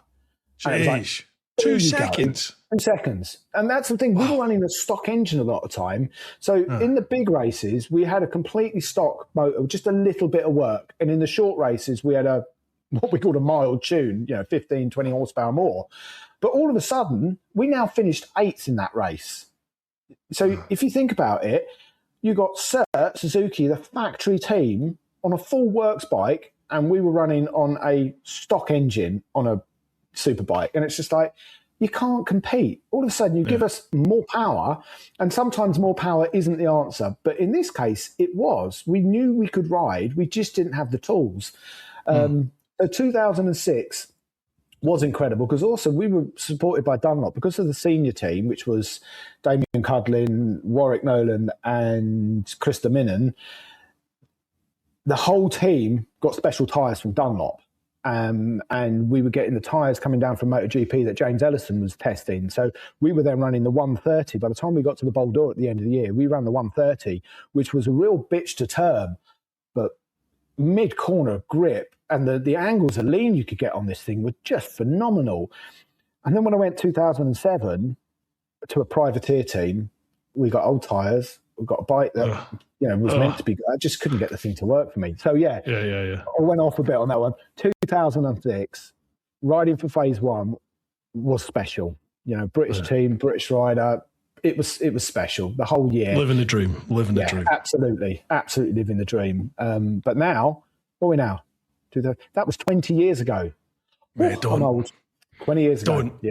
Isn't it incredible? Like, I still think of the millennium to me is just like, that's 10, 15 years ago. No, 26 years ago. How the hell has that happened? Yeah. It's incredible. God, my son will be 30 next year. Cool. How old are you? What? 49. How old are you? 49. Yeah. Oh, to be 49 again. Oh, it's incredible, isn't it? In fact, yeah, 97. So yeah, he'll be 30 next year. That's ridiculous. That's absolutely ridiculous. Now you feel old, didn't you? You'll always look from the eyes of an 18-year-old, though. That thing that absolutely, yeah. It's the thing you said it in some of the podcasts I've listened to with you, and you said it in this one at the start. It's you had that realization where, all right, I'm at that point. I'm at the halfway point here. It's like, right, we got to crack on with things. Yeah, I really feel that. I really feel that for sure. Right. Anyway, so before we get to the world trip. LimoBikes, Virgin LimoBikes. So you're doing that the whole time you were doing your racing, world endurance, everything like that? You were doing the LimoBikes. Yeah, so in 99, So let's go back to 97. The guy I ran into the back of, because someone hit the back of me at Brands, was a guy called Reese Banzai Boyd. So Reese Boyd, who was a rather fast Northern Irishman from Bangor. And we became friends. So I was in Chancery Lane delivering to the law courts, the solicitors and everything down there. And there's this grey-haired Irishman on a C90. And he went, "You race motorbikes, don't you?" And I'm looking at him thinking, "Yeah." And he went, "You were racing at Fluxton at the weekend, weren't you?" I'm like, "Yeah." I'm thinking, how the fuck does he know that? Yeah. And then he says, "You race CB500s, didn't you?" I'm like, "Yeah." He went, "I finished 2 places in front of you." So that was how I met him. Even though I'd rammed him, this is the first time I actually properly met him. Anyway, so we became friends over the next couple of years. And he was literally just starting a Virgin LimoBike. And back then, there was only 5 riders. And I thought, I want to do that. I was 24, something like that. So I basically started going into the LimoBike office to annoy them that eventually they would give me a job. But there was no job there. But for the next 18 months, I just kept going in. And eventually one rider was going to go on holiday. So I was like, ooh. And I managed to get myself in for a week's work as a cover rider. I'd gone out and done my advanced bike test and all that to get to that point. And anyway, kind of sidetrack there. It turned out that Reese also had worked at the same bike school down in Merton that I worked at, because I went to be a CBT and Part 1 instructor, which I hated. I did it for 3 weeks and quit. So anyway, I got to know them. Eventually, I got a week's work out of them. Then I got another week's work. And then I went in for a week, which turned into 3 months. So over the next 18 months, I probably did about 5 months of work for them. So eventually in May 1999, so that was December 97 was my first week's work. And eventually May 99, a full-time job came up and it was given to me. And that's how I managed to get into LimoBike. And back then we were called Virgin LimoBike. So LimoBike was initially set up to service Virgin Atlantic's upper class passengers. So in the price of your ticket, you got a transfer to and from the airport. So you could either take the train or you could take a chauffeur-driven car.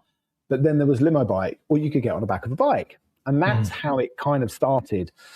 But we were doing a lot of corporate work, lots of stuff with, Virgin, because of the V festivals, running bands around. We did a lot of stuff with mega stores, lots of TV stuff. We did so many amazing fun things because we were part of Virgin Group. Launches, models on the back, you name it, we did it. All the big bands, S Club, Steps, Boyzone, Black Eyed Peas. I don't know. There's dozens and dozens. I could, if I sat down and wrote them down, And that basically went on for 14 years as Virgin, and then I think we'd grown to about 7 or 8 of us at that time. And then the governor had enough. Virgin was changing. Virgin had to become an adult company now. It could no longer be this teenager. It was growing and growing.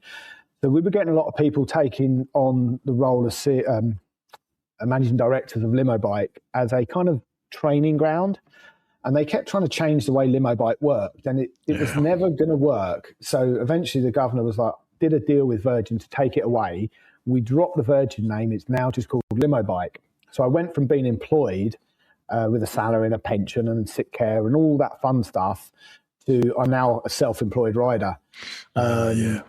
Which in some ways was better because I earned a lot more money. Because now instead of being lazy bastards going, I'm just going to sit here and have fun and be paid, it's like you're hunting for work. Exactly. And I did all right, I did all right. And that was until I quit 2 years ago. 2 years ago, yeah.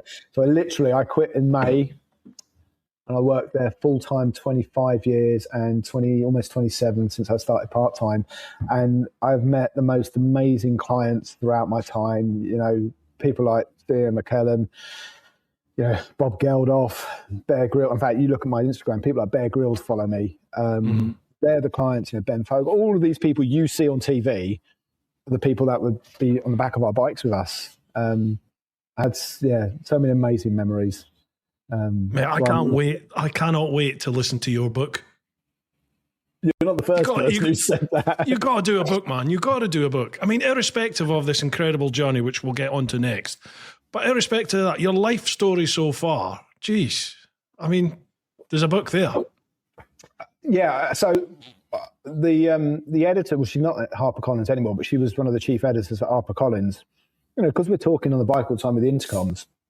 It was, she said to me, you should write a book. I'm like, no one wants to listen to my story. I'm a nobody. She went, no, trust me, you've had an interesting life, you know. Yeah. You need to do this. And I didn't really think too much about it. And then when I was preparing to do this journey, I was talking to clients of mine, they've all said to me, keep a journal. Let's do a book out of this. You know, you've done so much and you're about to do the most amazing thing. We'll get a book. We'll get you a ghostwriter if necessary. I'll get you an editor. So I've got some good contacts. Maybe there is maybe an. Have you been doing a journal? Yeah, I have. You done a journal? Yeah. Nice one. I would say out of the 500 and however many days, I've probably done 450 days in the journal. Yeah. A mixture of things, not just what I've done, but how I'm feeling as well. That I think is the important bit. Is the inner journey. Which I'm sure we'll get to eventually. Well, let's move on to that then. Do you need a bathroom break or anything like that? No, I don't want to break the seal, but when I do break the seal, I'll be screwed. I know. Should I turn some lights on in here? Because it's getting a bit darker. Is that lighting all right? You know? Yeah, it's all right at the moment. Yeah, everything's good. Everything's fine. You look lovely, dear. You'll be fine. Oh, thank you. Got my best side here. Excellent. This is a bit of a new thing for this sort of, since this is like the third episode I've started doing this. I have a question which I pose to every guest now. And that question is, I describe Bru Time as a relaxed conversation podcast exploring what it really means to live your life through honest conversations with people who choose more. When you hear that, what does choosing more mean to you? What does choosing more mean? Living my authentic life, living my dreams, pushing to get those, because I don't want to be a dreamer. I want to be a liver, you know? And for me, that's living more, is don't procrastinate, do it. Yeah. It's very easy to think of all the reasons why you can't do something, why you can't achieve your dream, why you can't do your trip, why you can't get that job, why you can't, I don't know, whatever it is. The thing is, you might fail, but at least you've tried. Yeah. If you haven't tried, you haven't failed. Yeah, there's the old, it's like, you know, all this motivational bollocks you get on social media, don't you? And it's like the questions you ask billionaires, and, you know, what's your one lesson in life or something like that? And they turn around and go, it's like, never give up. It's just never give up. I failed 999,000 times. And then that one time you can succeed. Yeah. I'm still waiting to make that money. Fuck. Yeah, well, I know I've sort of given up on that, but you're totally right. You live your life, isn't it? It's just live your life. And that's the thing. You can only live your life and not other people's lives. And I think the problem is too many people look at other people and go, I want to be that, I want to do that. Yeah. What do you want to do for yourself? Because this is what I mean about being your authentic self. Don't try and be someone else. You can only be you, and that's it. You know, I'm me. Yeah, they use others as the benchmark, don't they? And or some people use others as benchmarks in order to value their life. That's not what you. By all means, use people as inspiration for sure. Definitely. Yeah, as you said, everyone's different, isn't it? Everyone's got different. Everyone's got different skills. Everyone's got different strengths, weaknesses, drives in life for sure. You just got to figure out yours, haven't you? Yeah, totally. Right, let's get to the meaningful stuff, and that'll bring us into the world trip. So we'll head across to the clan over on Patreon. So that's patreon.com/TeapotOne. First one, Andy. Evening to you both. Bruce, if I may, can I say that Damian's openness about his struggles with spinal cord compression touched me personally as a fellow sufferer, is C6 and C7, and while now post-op fusion, the 3.5 years I was dealing with the pain and the impact of the painkillers was probably the biggest personal challenge I've had. Anyway, back to questions. First question for Damian. In an imaginary world where you had a solid gold sponsorship, how far do you think you would have gone in your racing career? Oh, I've been world champion without a doubt.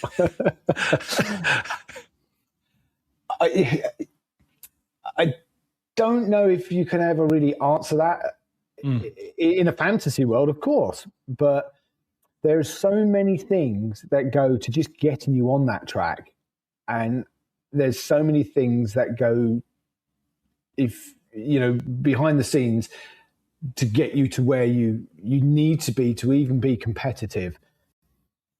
But I think if I'd have had that gold sponsorship, my early years of racing would have set me up for a better future. I was on a shoestring, and yeah, I think those first 3 or 4 years would have not been wasted. I would have actually done more. So yeah, definitely. In that respect, my early years would have been better, more successful, rather than just bumbling around. Can we turn the clock back 30 years and give me that goal? Because I really want to have a go now. See, I said earlier, I'm a bit of a hippie these days. I just find there's a Scottish saying, and other people have it as well, what's meant for you won't go by you. And I really think there's not just one path in life for you. There's umpteen different paths, but it's a question of, I keep talking about this ad nauseum on this podcast, but it's a question of like embracing opportunities when they arrive, when they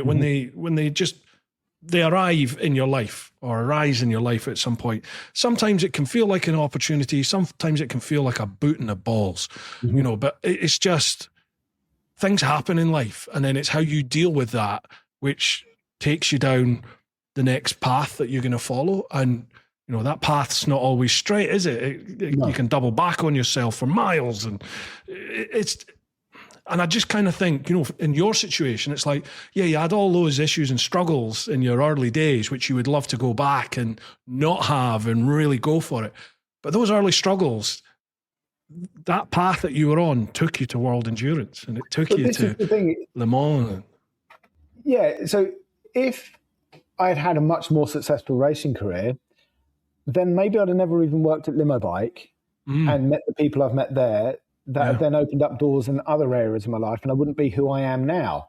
And I maybe wouldn't be sat here in Buenos Aires on a round the world motorbike trip where I'm paying to do it. Hold on, yeah, I got that bit wrong, didn't I? It used to be paid to ride, now I'm paying to ride. Yeah, so I know it's that sliding doors moment, you know,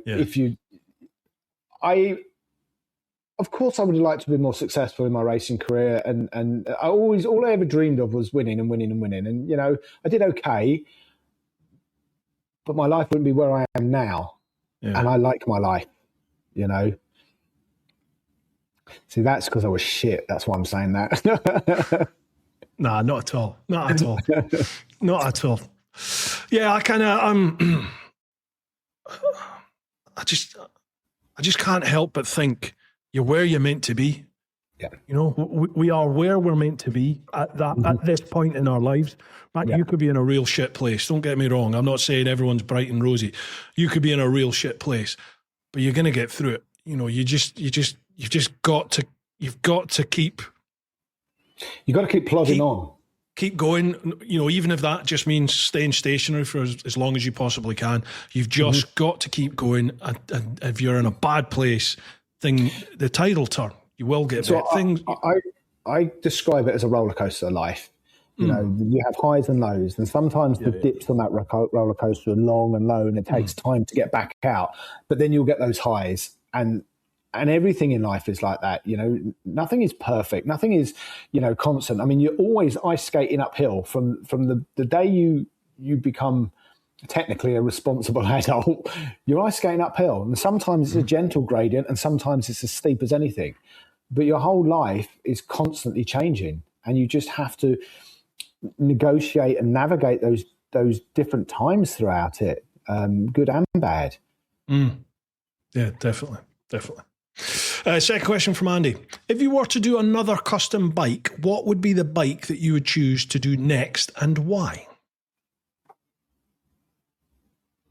Another custom bike. Yeah, he's talking about the cafe race, isn't he? Another custom bike. I would like to build, with the help of a guy called Mark Dent, who is the most amazing fabricator, an RG 500 stroke replica of Kevin Swansea's RGV 500 back from the late 80s, 90s, early 90s. I'm a two-stroke man. I love two strokes. And the Square 4, what a motor. So yeah, I would like to do that. That would be pretty special. Now, you're pretty handy at this custom bike building, aren't you? You did was it the bike shed one that you did? Yeah. So I built a cafe racer out of a Hornet. Basically, my ex-girlfriend, she had a 600 Hornet, and I had the FJR for work, and she'd want to go for a ride at the weekend, and I'm like, ugh, I don't want to, I ride that bike all week long. I don't want to go for a ride. And when I go for a ride, I just want to go there and get there. I don't want to do all this, because when you do it every single day, the thought of just going for a pointless ride didn't fill me with any joy. So I thought, well, if I build myself something different, something fun, then maybe I'll go for a ride. And I thought, if I do a cafe racer out of something not too fast without a fairing, that will keep me going slower, because you give me a sports bike and I just want to twist my wrist and do second and third gear wheelies and just stupidity. So I bought an absolutely mint 2000 CB600F, and it only had 7,500 miles. And I decided to cut it up and built a proper special little bike out of it that is for sale when I get back, because well, and there's another story with that as well, but I'll get to that one in a moment. So yeah, I think I would definitely do it out of a 500 motor, or even get a Suter V4 motor and actually make a proper RGV. That would be it.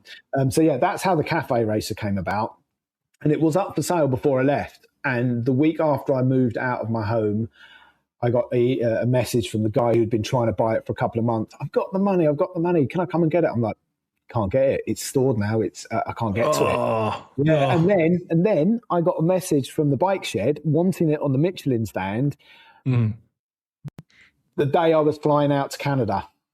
So the bike shed even wanted it back. But yeah, it's a pretty special little bike, actually. It's absolutely beautiful.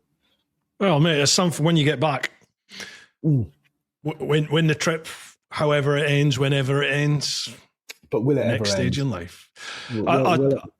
I tell you what, I tell you what, like as a word of warning for you, if you ever do decide that that's the end of the trip and you're home, no one ever spoke to me about the post-trip blues until after, until like once I was going through it.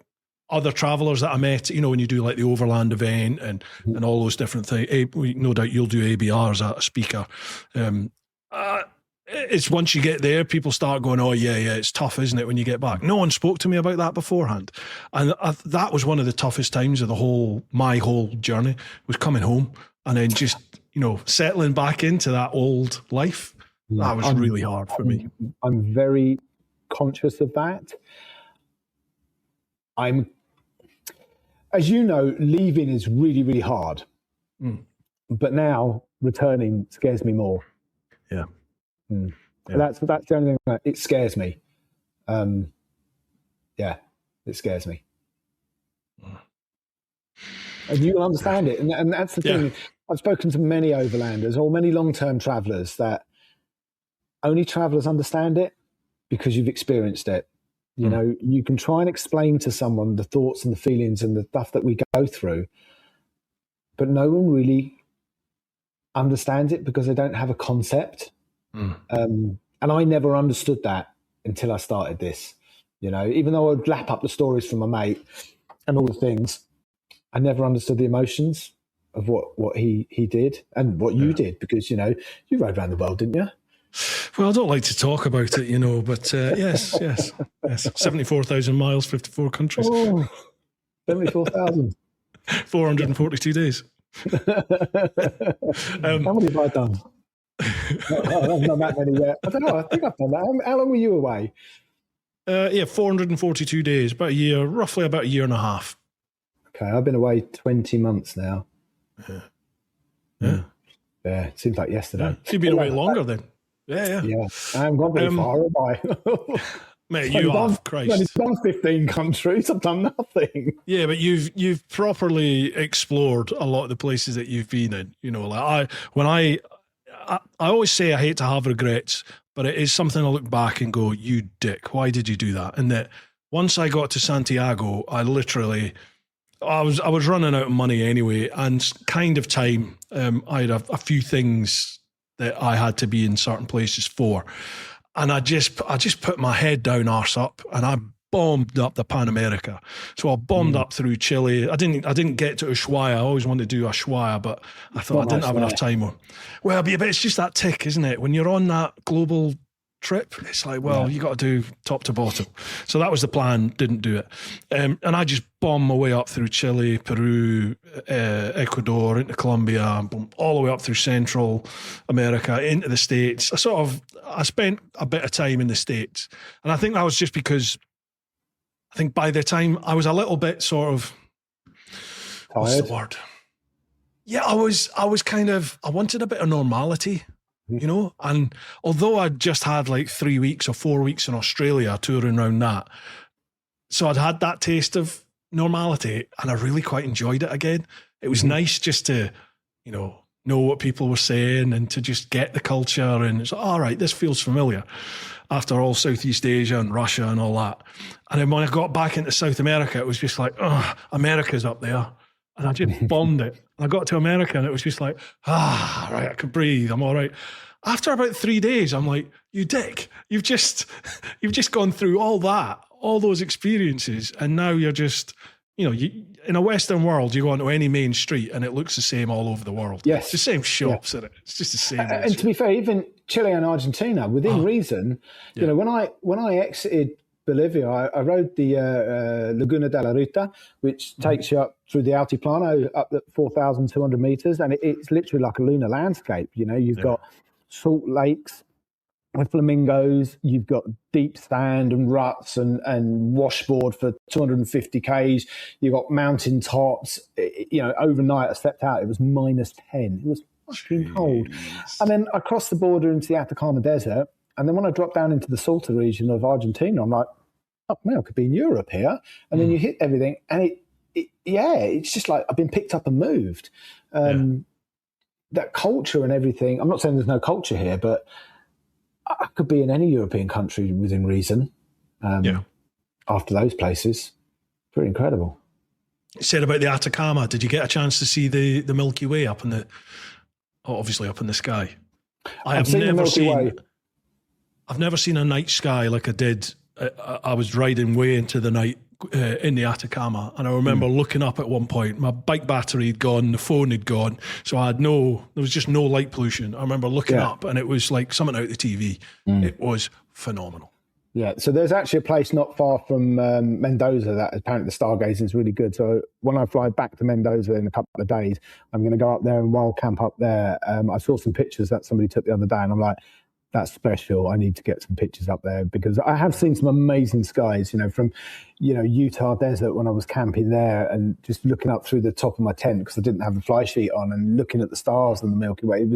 It's special, really special. And they're bright. They're so bright. It's incredible. Yeah. Have you had a favorite? I always get asked this. Have you had a favorite country yet? Yes. I didn't realize how much I enjoyed it until recently. I really enjoyed Canada, the Yukon, the Northern Territories, British Columbia, and Alaska. The vastness, the remoteness, the I'm sleeping with grizzly bears here, which makes you feel alive. that actually felt like real adventure, you know. Yeah. Those gold rush towns, Dawson City, you know, I had the most amazing time up there. Not just the adventure, but also the people I shared that with. Delivered the most amazing friendships that are going to be with me for life now. I've come down here expecting the Carretera Austral to be remote, be that kind of feeling that I had up there. And it's not. It's a well-trodden tourist trail. Whereas up there, you know, wild camping, you know, doing your bear practice, making sure you get your foods up in the tree, don't have things like this you can't have in your tent at night with your toothpaste. Anything that you put in your mouth or on your face or skin, you've got to put in a tree. Toothpaste? They go for toothpaste? Anything that's got a scent. You can't have aftershave or deodorants. All of that you've got to put up in the trees. And then you wake up in the morning and there's bear shit 20 yards from your tent. You're like, wow. And you've been going, you know?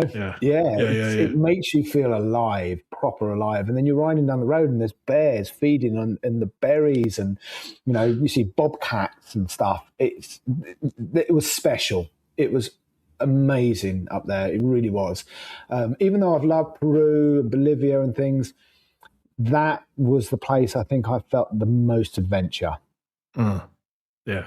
It's a very surreal feeling to see a bear in the wild when you're on a motorcycle, isn't it? I've seen them in Romania, and they're big brown bears, but they're not grizzlies, obviously. But these things are fucking huge. It's like Volvos. They're massive. And I remember like, oh, there's a bear. And then you're like, there's a bear. And it just sort of looks at you, doesn't it? And you're like, yeah, I'm not hanging about here. I'll keep going, thanks.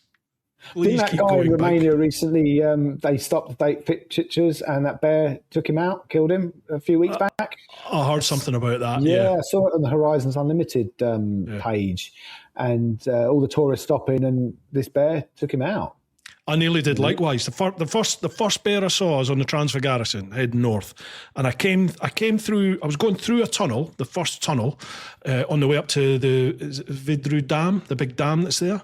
And as I'm going through the tunnel, there was literally like this little bear. If you imagine if you're in a tunnel and you're looking at the entrance, the exit, so there's like a big arch of light, and it was like this head just looking like that. And as I'm getting towards it, I'm thinking, what's that? I thought, is that a young kid? What is it? And as I went through and it sort of passed me, I'm like, that was a fucking bear. I'm sure that's a bear. So I got about, 30, 40 metres up the road, and I stopped. I turned around and looked, and it was a young bear, not like a tiny cub, but a bit bigger than a cub, but not a fully sized bear. I would say like a teenager, that sort of thing. And I turned around and I looked and I was like, fucking hell, it's a bear. So I turned my bike round and started riding back towards it thinking, I'll get some pictures. And then I thought, fucking hell, it's a bear. Because this thing's now looking at me like that. And I was like, oh yeah, I'm not in the zoo, am I? Let's keep going. You know when they say if you haven't got it on camera, it didn't happen? Yeah. The other day, I had an encounter with a condor. Okay, wow. I'm coming up the Carretera Austral heading north, and it had been raining, so I'd taken off the camera off my chin piece and I put it in my backpack. The camera on my handlebars was flat, and my phone was inside my trousers underneath several layers of waterproofs. Right, guaranteed something epic's going to happen. Proper epic, and even now I can see it. So I'm coming up the road and I can see this car stopped in the distance. And I think, what's that car stopped there? And I see this black thing in the road. And I thought, what's a big turkey? And as I got closer and I started to slow down, it ain't no fucking turkey. It's a condor. There's a condor stood in the road, okay? And it's literally would have come up to there on me, this condor. It is the biggest thing I'd ever seen. And its foot was like that. And it's limping a little bit. And like I switched 690 off because 690 ain't quiet. I'm looking at it and it's kind of pacing backwards, forwards. The woman in the car, she's filming it. And I'm sitting there looking at it thinking, fuck, I've got no cameras. And all this is happening in the space of about 20 seconds. And then it turns away and it starts to sort of do this.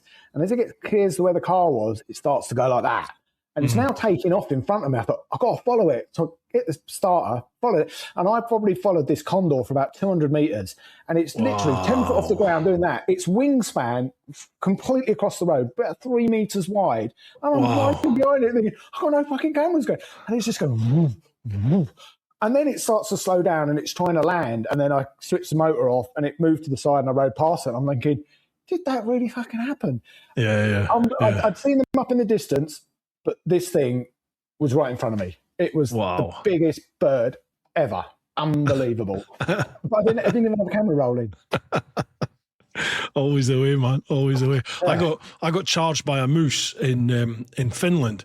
I can't remember if I've got footage of it just before it charged or not. I remember I came around the corner and down the road, like a couple 100 metres down the road, I saw 2 moose at the side of the road. And I'm like, I've been trying to see moose, and I'd seen one like earlier on coming up through Norway, way out in the fields. But this was just in front of me, just down the road. So I was like, oh wow, it's a moose. So I stopped the bike, went in my tank bag, got my phone out, and this was 2012, 2013. So the cameras were still like cheese, but they were okay. I remember I brought my phone up like that to look through the screen at what I'm away to film. And as I did that, I looked, this moose is now sprinting towards me. And I was like, oh, but I can't remember if I got I hit record before I dropped the phone. And then I just turned the bike on, pulled the clutch in, gave it an almighty like that. And it just sort of stopped and looked at me and then took his missus and buggered off into the woods. Yeah, see, there's another bit. I was in Arkansas in the mountains there, and there's these big gravel tracks that I was on 690, and I got an acropovic pipe on it, so it's not quiet. And I'm giving it this. I'm having some fun. I came round this corner, and I saw this thing disappear into the bushes, but all I caught was this long tail with a black tip. And I'm like, was that a big cat? I'm thinking, Nah, it couldn't have been. Anyway, got down to this camp area and I'm talking to this woman there and I said, oh, blah, blah, blah. She said, oh, yeah, they're quite elusive. They have been seen around here. And I'm thinking, fucking hell. And I was going to look for a wild camp spot around that area. I'm thinking, fucking hell, that was a big cat. Was that mountain lion? Film. I think so. I only saw its arse end disappearing into the bushes, but it was this long tail with a black tip. And that was because I thought, that's an odd looking deer. Obviously, it heard me coming, and that's why it darted off. Yeah. If I'd have been on, I don't know, something with a quiet pipe, I would have probably seen more of it. But I can't be 100% sure. But then when she said, yeah, they've been seen around here, then I was like, ooh. Wow. I'm not the top of the food chain. No. That is real humbling, that, isn't it? Oh, real yeah. humbling. Oh, and our first bear encounter, I was riding with Charlie. We were coming down the Appalachian Mountains, and we were coming down towards Gettysburg. And I've got this in one of my videos. People can see it. And I've been looking for a wild camp spot. I came around this corner and there's a ranger there with a bear trap on the back of his 4x4. Do you remember what the ranger in Yogi Bear was called? No, the ranger. Ranger Smith? Yes. Was it Ranger Smith? Was it Ranger Smith? Yeah. So this ranger's come walking over to me. His name tag, Smith. I was thinking... you can write a script for this one. Exactly. So anyway, I said, you got a bear in there? And he went, yeah, I'm about to let it out. And first thought was, fuck, I was about to camp here. Second thought was, oh, I'm going to see a real bear. So then Charlie's come around the corner and now he's gone, yeah, we're going to get the bear out. So he's like, stand back, stand around here. And he's opened the door and he's starting to pull this blue tarpaulin out. Anyway, he pulls it out the back and out stumbles this bear. It ain't Yogi. It's fucking Boo-Boo. It's just this little black bear. And it's gone stumbling off into the bushes. Anyway, a couple of days later, we're in a laundrette in Gettysburg, and there's a paper there, and I'm flicking through the paper, and there's this article about this little black bear. Well, it wasn't that little, but it was a black bear that they'd tranquilized in a tree, caught it in a blue tarpaulin, and then it had been set off to be set free. That was the bear that we had seen set out a few days earlier by Ranger Smith. So my first encounter was with bloody Boo-Boo, not Yogi. Have you heard about it was a story I was told in Russia about an overlander on a bike who had camped and had been eaten by a bear. I think he was Japanese. Have you heard this story? Nope. Because like the Russians, it's a shame the situation is the way it is. I'm assuming you've got no plans to do Russia just now. That was kind of originally my original, but we'll get to that in a bit. Yeah, I mean, I really like Russia, and the Russian people were fantastic, and you know, I really enjoyed my time there. But they love to tell you how dangerous the country is. Like, you know, when you're in Moscow, they basically say if you go to the next city west, they're going to kill you. And then when you get there, they're really friendly and they're lovely people. Sounds like Mexico. Yeah, and everyone is scared of their neighbour. You know, It's just like that the world over, isn't it? It's like they're scared of the unknown and what they've been told. But I remember I was like halfway across, 3/4 of the way across, and chatting to some Russian bikers, and they were like, you know, what have you been sleeping in your tent the whole way? And I was like, yeah, most of the time, yeah. And they were like, what about the bears and blah blah blah. And I was like, I didn't even know you got bears. They told me the story. They were like, oh yeah, there's this Japanese guy, and he was on his bike. He was coming the other way, and he disappeared. And when they went looking for him, all they found was his tent, and his tent was all ripped up, and you know there were bits all over the place. But they said they found his camera, and the last picture on his camera, again, could be the urban myth, I don't know, but it works. It's got effect. If you imagine lying on the floor with your feet towards the door of your tent and your head's at the other end, and you're taking a picture of your feet and the door of the tent, the last picture is just this big grizzly coming through the tent, like that. Don't know if it's true. I mean, it kept me awake for a while, I'll tell you that. Yeah. A few weeks before I got into Canada, there was a couple just outside Banff in the national park who were done over by a grizzly. Wow. They'd sent Garmin InReach SOS, and what it turned out to be was they were experienced backpackers, hikers, whatever it was. This grizzly had come along, and they were getting out of their tent, so they had basic shoes and stuff, and it basically did them both. They did catch the bear and kill it, because once they start to kill humans, that they have to dispose of the bear. But apparently this had been a problem bear, and these two were just unlucky. Yeah, you know, you hear the stories, and that was in the papers literally weeks before I got up there. Obviously, thankfully, that bear was gone. But it kind of brings it home to you that, you know, within reason, little old England, where you're safe, you know. I mean, the other day I picked my bag up and there's a bloody scorpion underneath, and it was a little brown one as well, the dodgy ones. Yeah. And I had an encounter with a Colombian coral snake, which is the venomous one. You know, and I'm like, okay, now what am I doing? I'm going to be back in London to be safe. It's getting very stabby there now. Well, it's a little bit stabby over here at the moment. Yeah. On that topic, then, have you had any like moments where you've thought, oh shit? I always get asked that all the time. I had a couple of uncomfortable feelings in the US. I was down in, this was really weird, actually. I'd only been, okay, I'd started the journey technically solo. I'd started with somebody, we'd kind of gone separate, and so I was only a week or two into my first bit of solo travel, and I ended up in a McDonald's down in Mississippi area somewhere, and I'd gone in McDonald's because you get free Wi-Fi, you can wash in the sink, and air conditioning because it was proper humid. Yeah. And I'm sitting there and it's kicking off. This big ass woman who's, I don't know what she was off on. So she'd stolen somebody's phone. She'd gone into the toilet with it. They were trying to get her out. Police cars were all pulling up. Guys are coming in with their guns like this. And I'm sitting there going, fucking hell, what am I doing? I just wanted a coffee. Yeah. And then a few days later, I was in a petrol station, and I'm starting to get everything ready to fuel up. And the 690's got four fuel tanks on. So I'm kind of undoing the fuel caps. And there's this guy watching me in this car. And I just got that feeling about, So I put all the caps back and I went to another fuel station and I started to fill up. And he's pulled up in his car and he's now watching me again. And I just got that feeling. I quickly paid for my fuel and I just got out of there. Yeah. Other than that, in the US, I slept with some homeless people. That's another story. you laugh? I did. I ended up sleeping with these homeless people. Now's the time for the story. Let's hear it. I was going across Oklahoma and I was running out of water. I was going across the prairies and I met this cowboy who sent me to his ranch to get water. And from there, the next town was about 30 miles away. Anyway, I got there and I found this camp area by this lake and pitched up and I'm starting to put the tent up and I'm starting to get this little bit of a strange feeling and I'm looking around and there's a guy camping there. Well, say camping, he didn't actually have a tent. He just had lots of wood and was burning that all night. There was another woman over there who was living out of the car. There was another guy over there in a tent.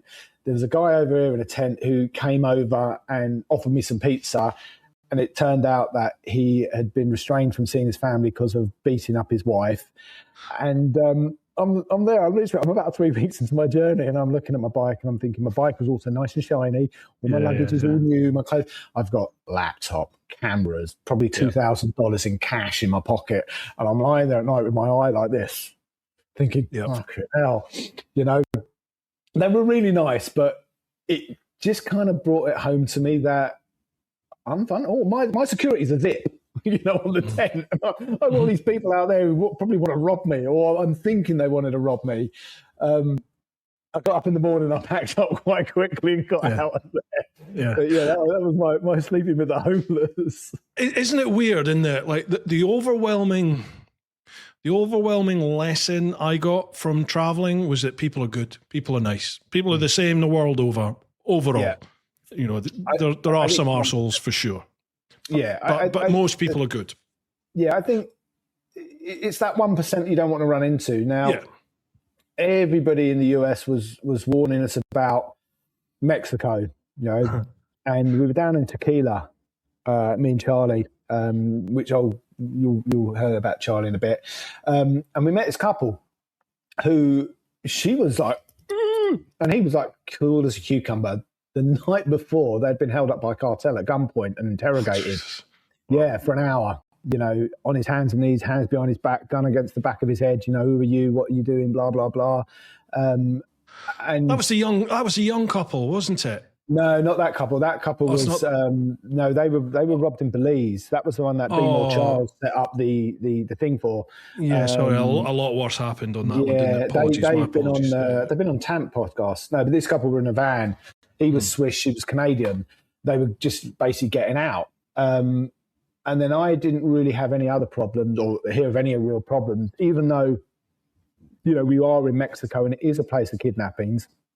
And then we got to this town. We'd just done this absolutely incredible ride down through these gorges and valleys and through a dry riverbed with steep cliffs and that. We got to this town and we was going to stop there the night. And there's a board in the square in town, and there's probably 50 pictures of people who've gone missing. And it's those moments that you go, it is real, you know.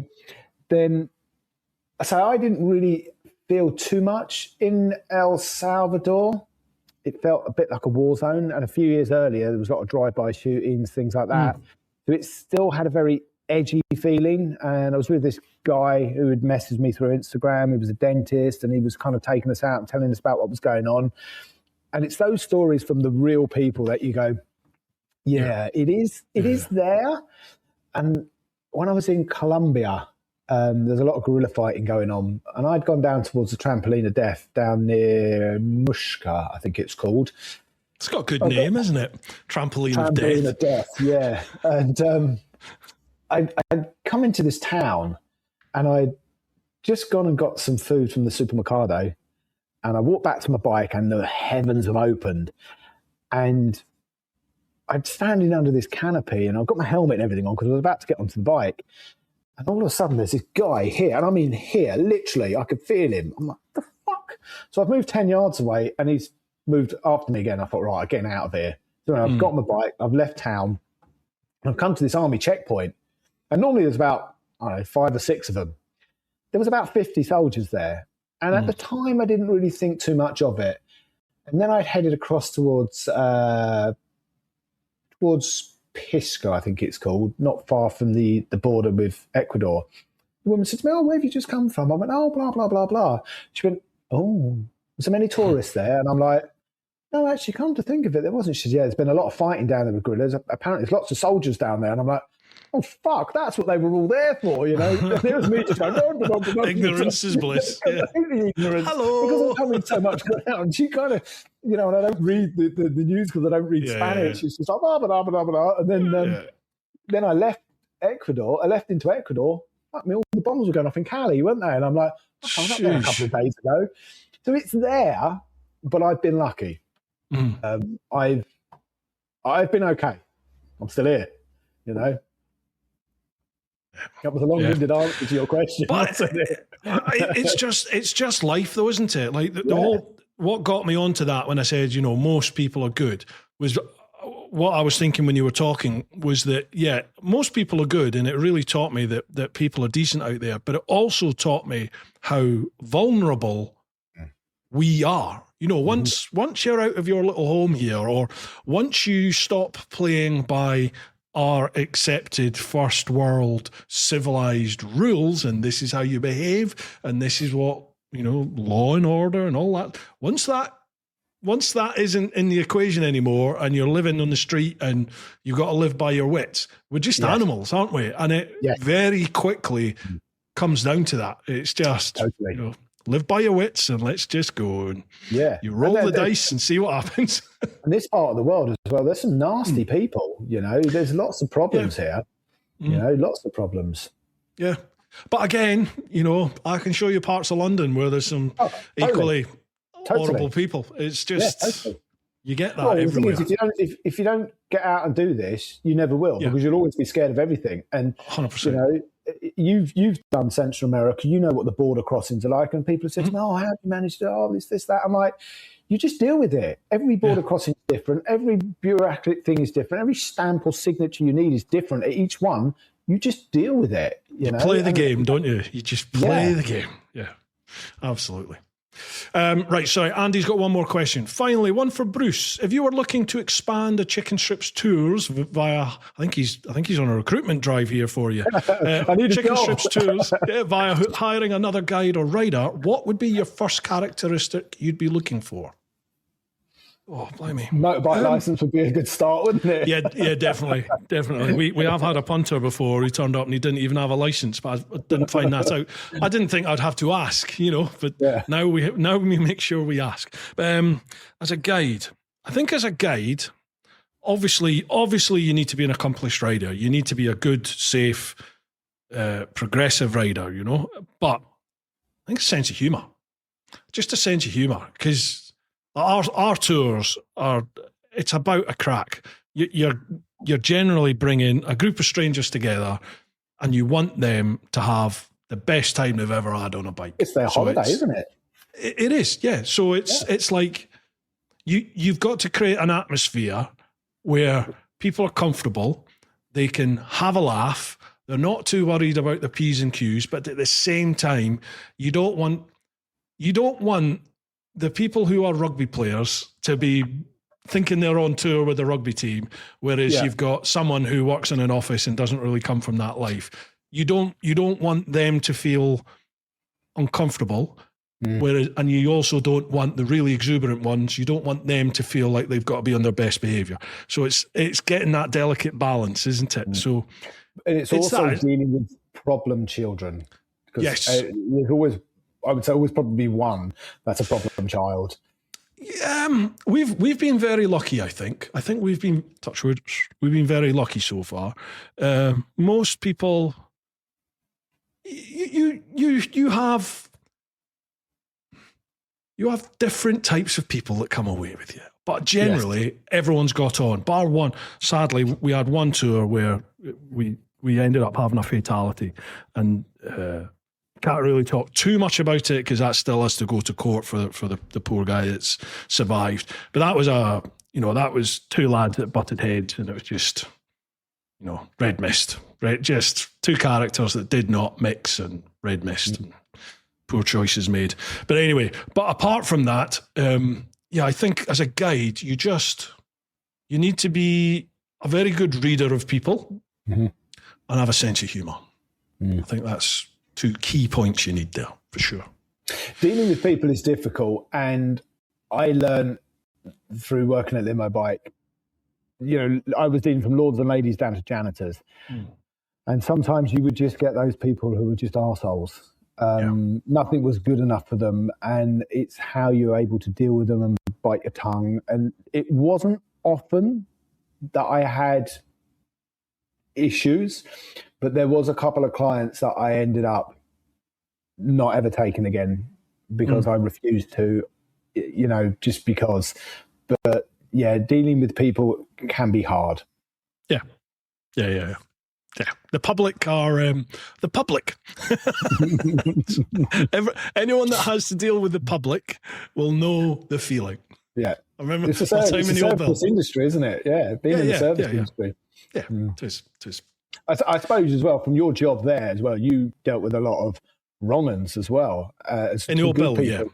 Yeah, so that would have taught you life skills that you're not going to get anywhere else, Yeah, it's a difficult one because, like, working in inner London, not central London, but inner London, you're working in a lot of crime-ridden, crime-infested places. You're working in where all the problems happen. That's where you're working, and the people that you deal with as a police officer in those areas, you're not often dealing with, Mrs. Miggins that's lost the keys or even burglaries. You don't really get too many burglaries in the places that I worked. Maybe once you push out a little bit, the extremities of those boroughs where they're maybe a bit more residential. Those places like your Dulwiches and things where I used to work, you'd get some burglaries there. But most of the time you're dealing with, knife point robberies, stabbings, shootings, all that sort of stuff, the fun stuff, gang fights and you're just dealing with one call's victim is the next call's suspect, and it's just rinse and repeat. It's that all the time. You become very, tainted. You become very, because I don't think you're dealing with, like, this sounds horrible to say, but like genuine victims. I didn't really have any sympathy for these kids that were getting shot and stabbed up because they were doing, they were doing just that to somebody else either earlier that day or the day before. Yeah. And it's just like, dance with the devil, you're going to get burnt. It's kind of, you just develop that sort of attitude towards it. And it does taint your attitudes towards people. And that was a big hurdle, I think, for me to get over on my own trip. The first part of it was learning to sort of be open and trust strangers again, because I just didn't. It's just you always expect the worst. I always expected the worst. Yeah, totally. And it took quite a while for that to dissipate for me. I would say I am still like that. I think from 35 years of working in London, okay, different to what you're doing, but you still see stuff going on, and it's given me almost a sixth sense that I've managed to maybe stay out of problems because I've got that, no, I'm not going to hang around here. Whereas some people may be a little, I don't want to say that they're naive or green to it or whatever. Maybe I'm just I don't know, scaredy cat, and I think, I don't want to be here. But I've managed not to put myself in those situations. And I think from working in London all those years and seeing, when you're up in Willesden and Harlesden and places like that, and down through, you know the places, they're not nice. And it just, I get that feeling, almost like a spidey sense, and go, you know what? Yeah. I'm just going to depart this way. Yeah. You learn to trust those feelings, don't you? But to the same extent, I think I was turned up to 11, and it took a while just for that to come down and just go, hang on, right?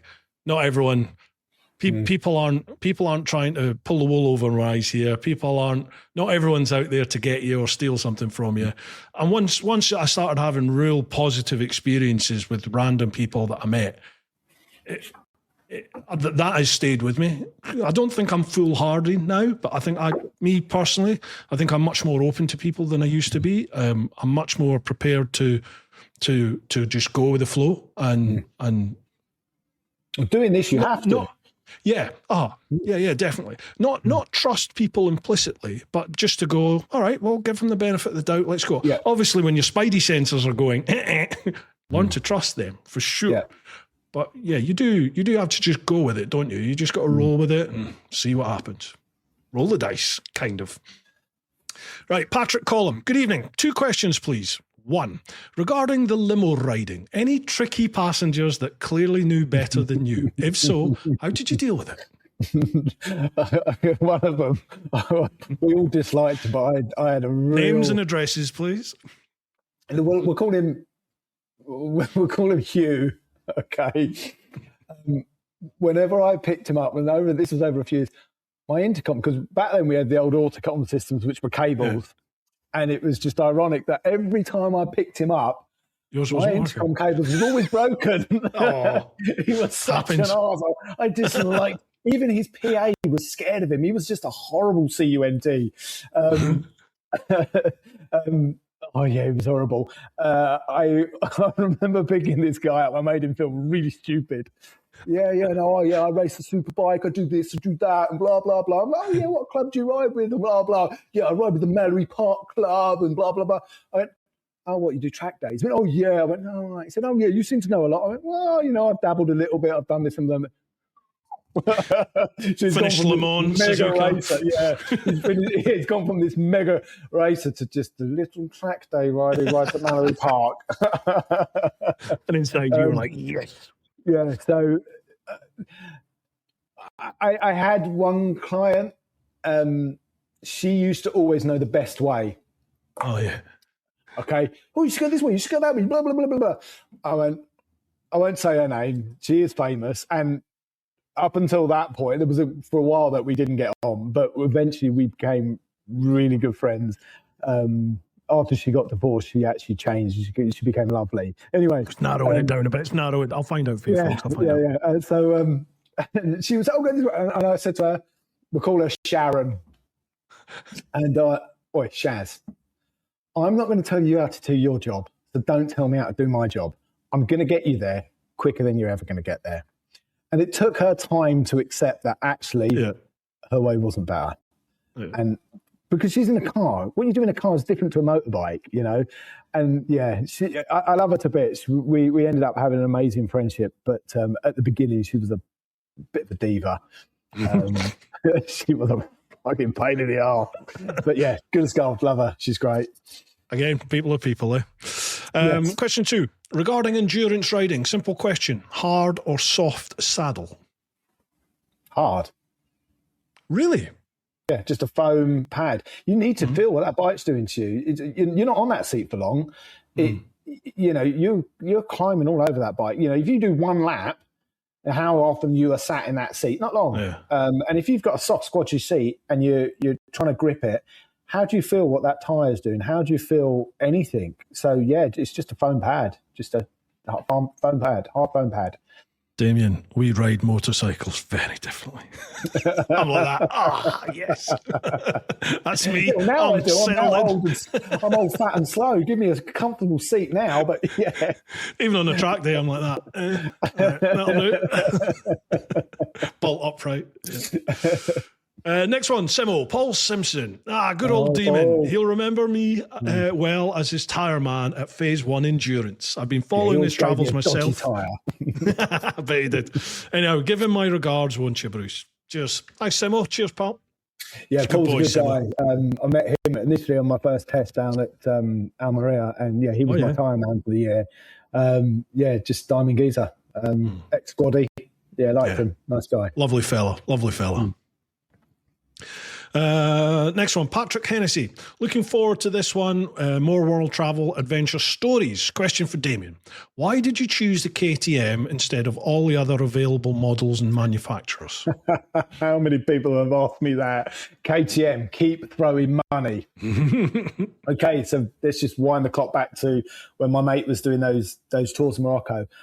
I wanted a bike, and this was his suggestion because I wasn't into dirt riding. I was a road rider, road racer, etc. I had ridden KTMs and Husqvarnas and things on a few dirt biking trips, but they weren't even on my radar.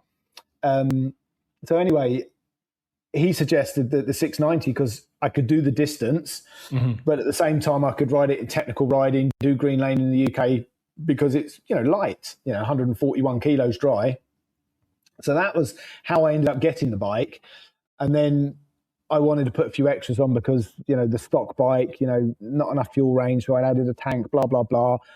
And slowly I then started doing a bit of road book rallies and did some of the Sweet Lamb stuff. And I was originally going to try and do the Hellas rally. So this is why I ended up with the KTM. It wasn't that I chose it to do the round the world. So I built this travel bike to do the big trips to Morocco. So when I decided, fuck it, I'm quitting life and I'm going to go and do this, this was the bike I had in the garage. Yep. I would dearly love a T7, but there's two things that stop me. It's 200 kilos dry, or I think the early one's just on it. And I can't pick it up. With my back, it's too much. And I built my 690 with all the extra fuel tanks, the tower, the shock, and everything I did to that. I built that for less than you could get a T7 for, even a second-hand T7. And then I'd have had to spend money on that. So that's why I ended up riding the 690. It's been an awesome bike. It is a great base, but I would like that twin-cylinder CP2 motor, which is Japanese. So... It wasn't initially chosen for around the world. It just happened to be I had built a big travel bike. That's what I'm taking. So that's how I ended up with the 690. But it's good that you've done all those modifications to that bike. So you know that bike. You could see that when you had the starter issue. You're up a mountain in the middle of nowhere taking the thing apart. I'd have been buggered. I was so lucky. Even though it was a jigsaw, I didn't really have any mechanical issues other than flooding the engine doing watercrosses. Exactly. It just did it everywhere, any weather. It did it from, 50 odd degrees in Australia to minus 30 odd in Canada. I hit that button and the thing just started. I was so lucky. I met this overlander from Singapore called Yang. Absolutely priceless guy. He's so funny. I love him to bits. And he's got no mechanical knowledge whatsoever. And if he ever got a problem, he goes, I want the bike. He's just mad. He basically rode it from Singapore, through Laos, through China, through the Stans, all the way up to Nordkap, down to Morocco, up to the UK, shipped it from there, across to, is it Anchorage he shipped it to? And then all the way down to Ushuaia. He's just shipped his bike back. He's now doing a bit of backpacking in Brazil before he goes back to Singapore. He done fuck all to that bike. He's never had the shims done. He's done a few oil changes, a couple of brake pads, cable ties everything back together where he's crashed it. And it just keeps going because it's Japanese. What an adventure. Wow. Oh, mate, he is hilarious as well. He is so much fun. We spent quite a bit of time traveling throughout this journey in different places, but yeah, what a journey he's done it. And he did it in 19 months, 20 months. Massive amount he's done. Incredible. I remember what amazed me. I mean, bear in mind, I was 212 to 214, so social media wasn't like it is now. Even YouTube wasn't like it is now. I think we had YouTube and we had Facebook. I don't think, was there Instagram? I certainly didn't have an Instagram then. I think I don't think Instagram was around then. Right. I might have had Twitter, or maybe had Twitter, possibly. But I just remember meeting quite a lot of people who were doing incredible journeys, but had no social media. They weren't documenting it at all. They were just living their adventure. And I remember thinking, Jesus, I can't believe you're not telling people about what you're doing.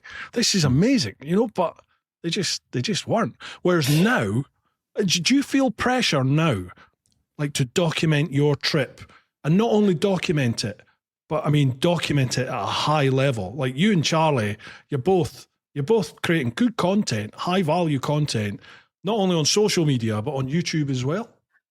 Yeah, I do, but that's my choice. It is a job. I've I've not done the social media to go, I want to be a YouTuber, I want to be an Instagram and make a load of money. Yeah. My reasons for doing it, the YouTube was more so I've got something to look back on as memories. And also to build a public profile for myself, because as I've mentioned before in the other podcasts, and I would like to get into public speaking and get into life after. Get into motivational speaking. And no, not to go, oh, you can do this, but more to help people have some drive to do something, to get themselves out of some dark places, to realize that, you don't have to give up your life to, ride a motorbike around the world, but you can make changes in your life that can help with those stresses or whatever. I would like to get in something like that, not just in the bike world, but maybe into the corporate world. So for me, the social media was more to build something. So I've got a background so people can actually see, oh, this is what this person's done. It's not just a case of he's come along going, oh, blah, blah, blah. I've actually lived and done these things. So I can only talk from those experiences. So for me, that was what the social media was more about. It is a good tool. For me, it's not the be all and end all. I do like the fact that I've made some good contacts with it, and I've met people along my journey because of that social media. People who've seen mine and we've been following each other. Oh, we're kind of collide. Oh, let's meet up. So that's also where the social media has become a very good asset. It's a difficult one because this is the way the world has gone. If you want us to do anything, you have to use social media. There's many people who don't use it at all on this journey, and they're just doing their thing, like you were saying. But for me, it is definitely a tool that I'm using, if that makes sense. Yeah. I don't have many followers on either of them. I'm never going to make money from them. That, for me, that's not what it's about. It's definitely trying to build a future for myself in another way. I do think I've got a lot to offer. And I think the experiences throughout my life, right from the early days before I started riding motorbikes through where I am now, I've kind of bumbled my way through with nobody to help me. It's all been self-driven. And that's why for me, that's what it is. It's a tool. So I'm going to go off on another tangent then. No, mate, feel free. It is a pressure. But it is, I think you've got to use it for the right reasons, and it's not about the dopamine fixes for me. Even though I've just had one post that actually has gone berserk, and I don't know why. It was my reaching this wire. It's got like 3,500 likes now, 40,000 views. It's been reshared, and it's just me saying, I've reached the end of this. This is the changes. I don't know if you read the post, because I do try and write something with it. But that has just gone mental. And I picked up about 600 or 700 followers, and I'm like, fuck, it's just a few pictures. Yeah, but it's you got to appreciate that Ushuaia is something which I would suggest most people recognise as being an achievement. So for overland travellers, I mean, that's a massive tick in the box. I am jealous because I didn't get there. I didn't do it, and I really want to. So, for me, it's motivation. I look at somebody like you that's done it, and it's like, fuck, they've done it. I've got to go and do that. I have to go and do that. And there's loads of other people out there who they either have heard of Ushuaia and they know it's an achievement to get there, or just looking at it, it's like, ooh, Ushuaia, what's that? And then it's the end of the world, that sort of stuff. So it's an instantly recognizable achievement to most people out there. Yeah. And they'll look at it and just go, oh, well done, good on you. Everyone, even if they don't want to do a big trip, people recognize that that's an achievement and go, oh, yeah. I suppose so. Yeah. It's an achievement, mate. You've achieved something that a lot of people haven't, and a lot of people want to. So well done, good on you. Thank you. You get. Mate, you rode all the way across to Russia and everything. I haven't done that. Yeah, you will, mate. You will. I'm jealous. You'll do it. No, I'm not jealous. I'm envious. Yeah.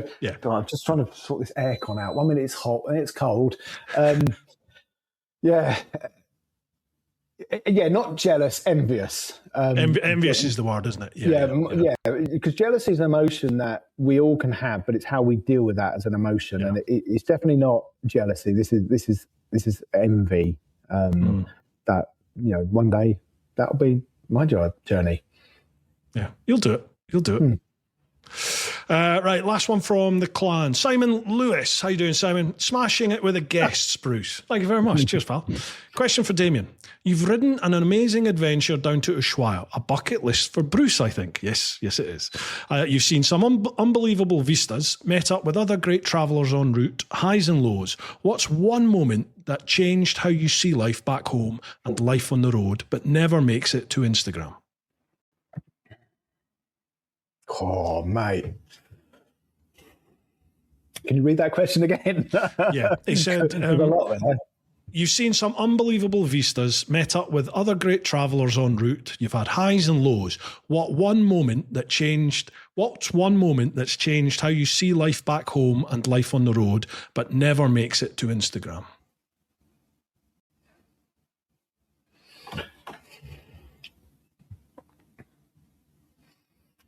I don't know how to answer that one. It's definitely the inner journey more than the outer journey that changes those things. Yeah. Because the outer journey is a physical journey that you can see, you can document, people can, ride over, fly over, whatever it is, and go and see those same things. But it's the journey on a more spiritual, deeper level that changes not only your demeanor and the way you deal with things, but also how you feel. When I set off on this journey, I'd come from a high pressure job. People think riding around like, what's that? I was on a high pressure, high stress. I've got somebody's life in my hands. I sat on the back of my bike. I've got to get someone. It was all time. And then when you change and do this, you evolve with it as you change. And the Germans I was traveling, which when I refer to the Germans, it's Sven and Ellen, they're bike mittens. And you have to say it, the Germans. That's how you have to say it. She's actually as good as gold, right? So they didn't know the Faulty Tower scene when Basil Faulty comes in and goes, "Don't mention the war." So I described this scene to them, right? And we met them at the Horizons Unlimited. We will come back to your thing in a moment, Simon. Yeah. The Horizons Unlimited meeting in the Cusp, and myself and Charlie, we'd spent 4 days with them, and we'd done nothing but laugh. We had this amazing time with them. Now, Sven and Ellen are a lot younger than me. In fact, everyone else seems to be fucking younger than me. Anyway, we were traveling. We'd done the Dempster, and this is going to go off onto a long-winded one. Okay, so myself and we'd done the Dempster Highway. We were going to do it with Sven and Ellen, the Germans. And Sven was man's Charlie, by the way, people. Charlie. Sorry, yeah, Charlie. Being on the podcast. Charlie. And they couldn't do the Dempster with us. So me and Charlie went off and we did it ourselves. And we were coming back down the Dempster. And coming towards me was a fucking Goldwing. Like, ooh, big ass thing, big blue thing. And just maybe a couple of kilometres behind them was a little Kawasaki 650. Ooh, going up the Dempster. And I said over the intercom, Charlie, fuck me, they're brave. Brave or stupid, I don't know which one. Yeah. It's all gravel, isn't it? It's a mixture of gravel, hard pack, calcium chloride, which when it gets wet and dries, it goes rock hard to stick the gravel together. So you have multiple changing terrain throughout it, from deep gravel to nothing. And the bit that's actually the most grippy is the shiny bit in the middle. Everything else is lethal. Stick on the shiny bit, which your brain says, oh, no, don't do that. That's actually the grip. Anyway, we're back in Dawson City, and I met up with this English guy that I met in the UK. He had seen my socials. He said, are you in Dawson City? I said, yeah, blah, blah. He said, I'm going to be there. I'm just coming over the top of the World Highway. So I'd met up with this guy that I'd met in the UK just the once. We'd gone out trail riding. I took him up this chalky slope. He crashed and then went home crying like a baby. Bless you, John. And he thought, oh, it's too much for me. Anyway, so we'd met up there and we're sitting having a coffee. What pulls up? This fucking Goldwing and this little Kawasaki. They're on road tyres. So before we'd done the Dempster, everyone had been telling us, oh, it's dangerous. Oh, it's this. Oh, you're going to deal with that. So, of course, when I set off on the Dempster, you know, myself and Charlie, we got to the bottom of the Dempster where the fuel station was, and we were looking at it just to see where we were going to get fuel in the morning before we went up there. And these two guys had come down it covered in dust. And going, oh yeah, you need to set off now before it gets, you know, before the, now it's late, all the trucks aren't driving. That's the best time because of the dust and that. And we kind of looked at each other. And then the guy looked at my tyre and went, oh, you're going to have problems with that.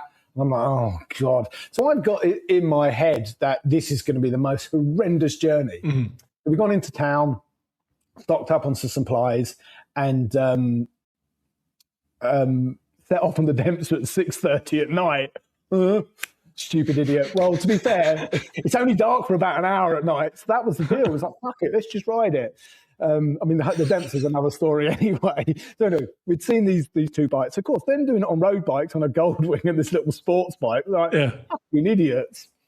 So they pulled up there. And I'm like, John, I've just seen these guys. Anyway, the guy gets off. There's this big Texan guy called Adam. And with a Texan accent. And this girl, Roselaire, from Quebec, I'm sure that's how we pronounce it. She's got green hair and tattoos and piercings and everything. She looks like this wild beast, but she's the most amazing woman. And so what was the question? I can't remember where it was going. So, life on the road. Change you. So it changed you. No, I've gone off on a tangent. The question was anyway. The Germans. That was it. Yeah, okay. That's it. The Germans. Now, Adam and Roselaire, they're now travelling with me and Charlie, and we've done this loop background. The thing is, as you know, you've got a million stories with this, and they all diverge onto different things. So anyway, we're coming back off this ferry, and we get this text message from Sven. Where are you? We're just coming to Toke. I'm like, fuck me, we've just got a ferry at Valdez. We'll be there like in an hour and a bit. So we ride up there, we meet the Germans. I'm doing a piece to camera. And I thought, oh yeah, and the Germans are with us. And you see Sven and Ellen and all that come up behind me. And she disappears out of shot. She pops her head in and goes, don't mention the war. Absolutely deadpan, absolutely pissing myself. So that was the beginning of my relationship with the Germans. Was really after that Horizons Unlimited meeting, and then meeting them in Toke, and then for the next 6 weeks they called us the Brits and we called them the Germans, and so that friendship changed things massively. So anyway, I then rode with them, split from them, joined them again. And the last time I saw them properly was in just outside Yosemite. I was off to California to spend some time with my jeeping friends, and we'd all arranged to meet in Baja for Christmas. And that was November, something like that. And the next time I was to see them, Sven was flying back to Germany because his dad wasn't well. And me and we'd rejoined. And as we were coming down Baja, they were going the other way. And we literally stopped, saw them for 5 minutes. Next time I saw them, I rode up to Medellin to see them and Charlie because they were all together. There's more, but I'd been on my own for a few months at this point. So the next time I actually saw them was Santiago a couple of months ago. So I hadn't really ridden with them or spent any time with them for 13 months. And Ellen says to me, you've changed. I'm like, excuse me? I know I've got fatter, but, you're a lot more easygoing. You're less stressed. You're more, just subdued. And these are those small, subtle changes that happen in the background through your experiences that I think are the things I would say have changed my views and things more for my future than any one thing I've seen or done. It's a slow, subconscious process. That makes sense? Yeah, 100%. What do you yourself, what do you recognise as the biggest change in you? Oh, I'm not a light switch anymore. So before I'd be angry. Yeah. I'm trying to sort some parts out for my bike, and all I want is 4-cylinder bolts. This guy in Santiago has got them.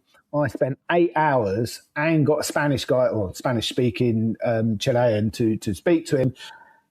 7.5 hours in, I'm now beginning to feel that little bit of adrenaline go, where you're beginning to get a bit, and I'm like, ooh, I've not felt that in a long time. And that's how I can feel I've changed. The things that used to flick me like a light switch are not agitating me anymore. I'm more like, okay, right, I will deal with this. Whereas before, it would be instant red mist, angry. So that is what I have personally noticed, how differently I'm dealing with things. Yeah, definitely. So I've known the last few years for me personally, I've found myself going the other way now, in that traveling, I was just exactly as you said, just dead chilled out, and I feel I finished traveling a nicer person in my eyes. I finished a nicer all-round human when I finished than I was before I went. It's weird because my wife said she didn't really notice any difference, but a couple of close friends were like, "Oh no, you're totally different. You're totally different now." And I personally noticed that. But the last couple of years, I feel like my patience has just disappeared. It's just whittled away, and I feel like I'm on that almost light switch now. Whereas this is my fear. Yeah, and I don't like it. I don't like that.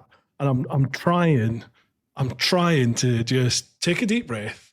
I just get frustrated. If someone's not doing something the way, like in my eyes, if I look at it and go, that's just fucking common sense, and they're doing it weird. Just, why are you doing it that way? Why are you doing it like that? Or you say to somebody, look, could you do this? And you almost spell out how they need to do it. And then they just don't do it. That really annoys me, But I'm just Latin trying to... America, there's no such thing as common sense. Yes. You're and it's like, tranquilo. Yeah, no common sense. Nothing. You look at it, don't even question it. Yeah, it's that Latino way of life. Spain's exactly that. Mañana, they're saying mañana. It's just people, isn't it? People are just like that. Yeah, sure.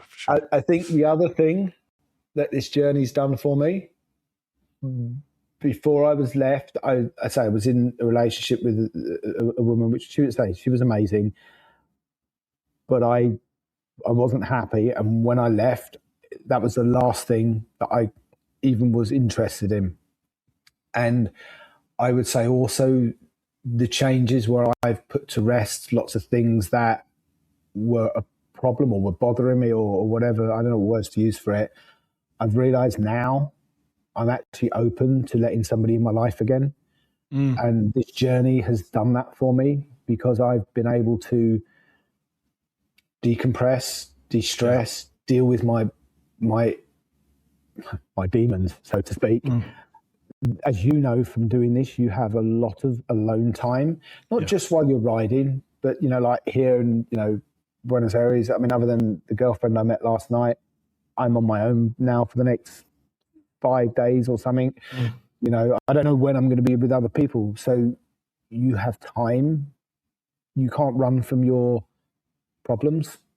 I think a lot of people said this to me before I went. They were like, if you're doing this trip to sort your life out and find the answer and all that, they were like, you won't. So you need to deal with the problems. Whatever it is that you're running away from is going to follow you, or it'll be right here waiting for you when you come back. And they said exactly that you have a lot of time to think about things. So use it, and that sort of stuck with me. Like, okay, you can't run away from your problems, whatever they are. You just deal with it. And it's a great time to deal with it, I think, when you're away. Depending. So, it was a good time for me. Have you spoken with Dylan Wickram, the guy who built this raft? What a story. So I was chatting with Dylan up at the Lightweight Adventurers Festival a couple of years back, and it was the year before I was leaving. And he said to me, "You're lost, aren't you?"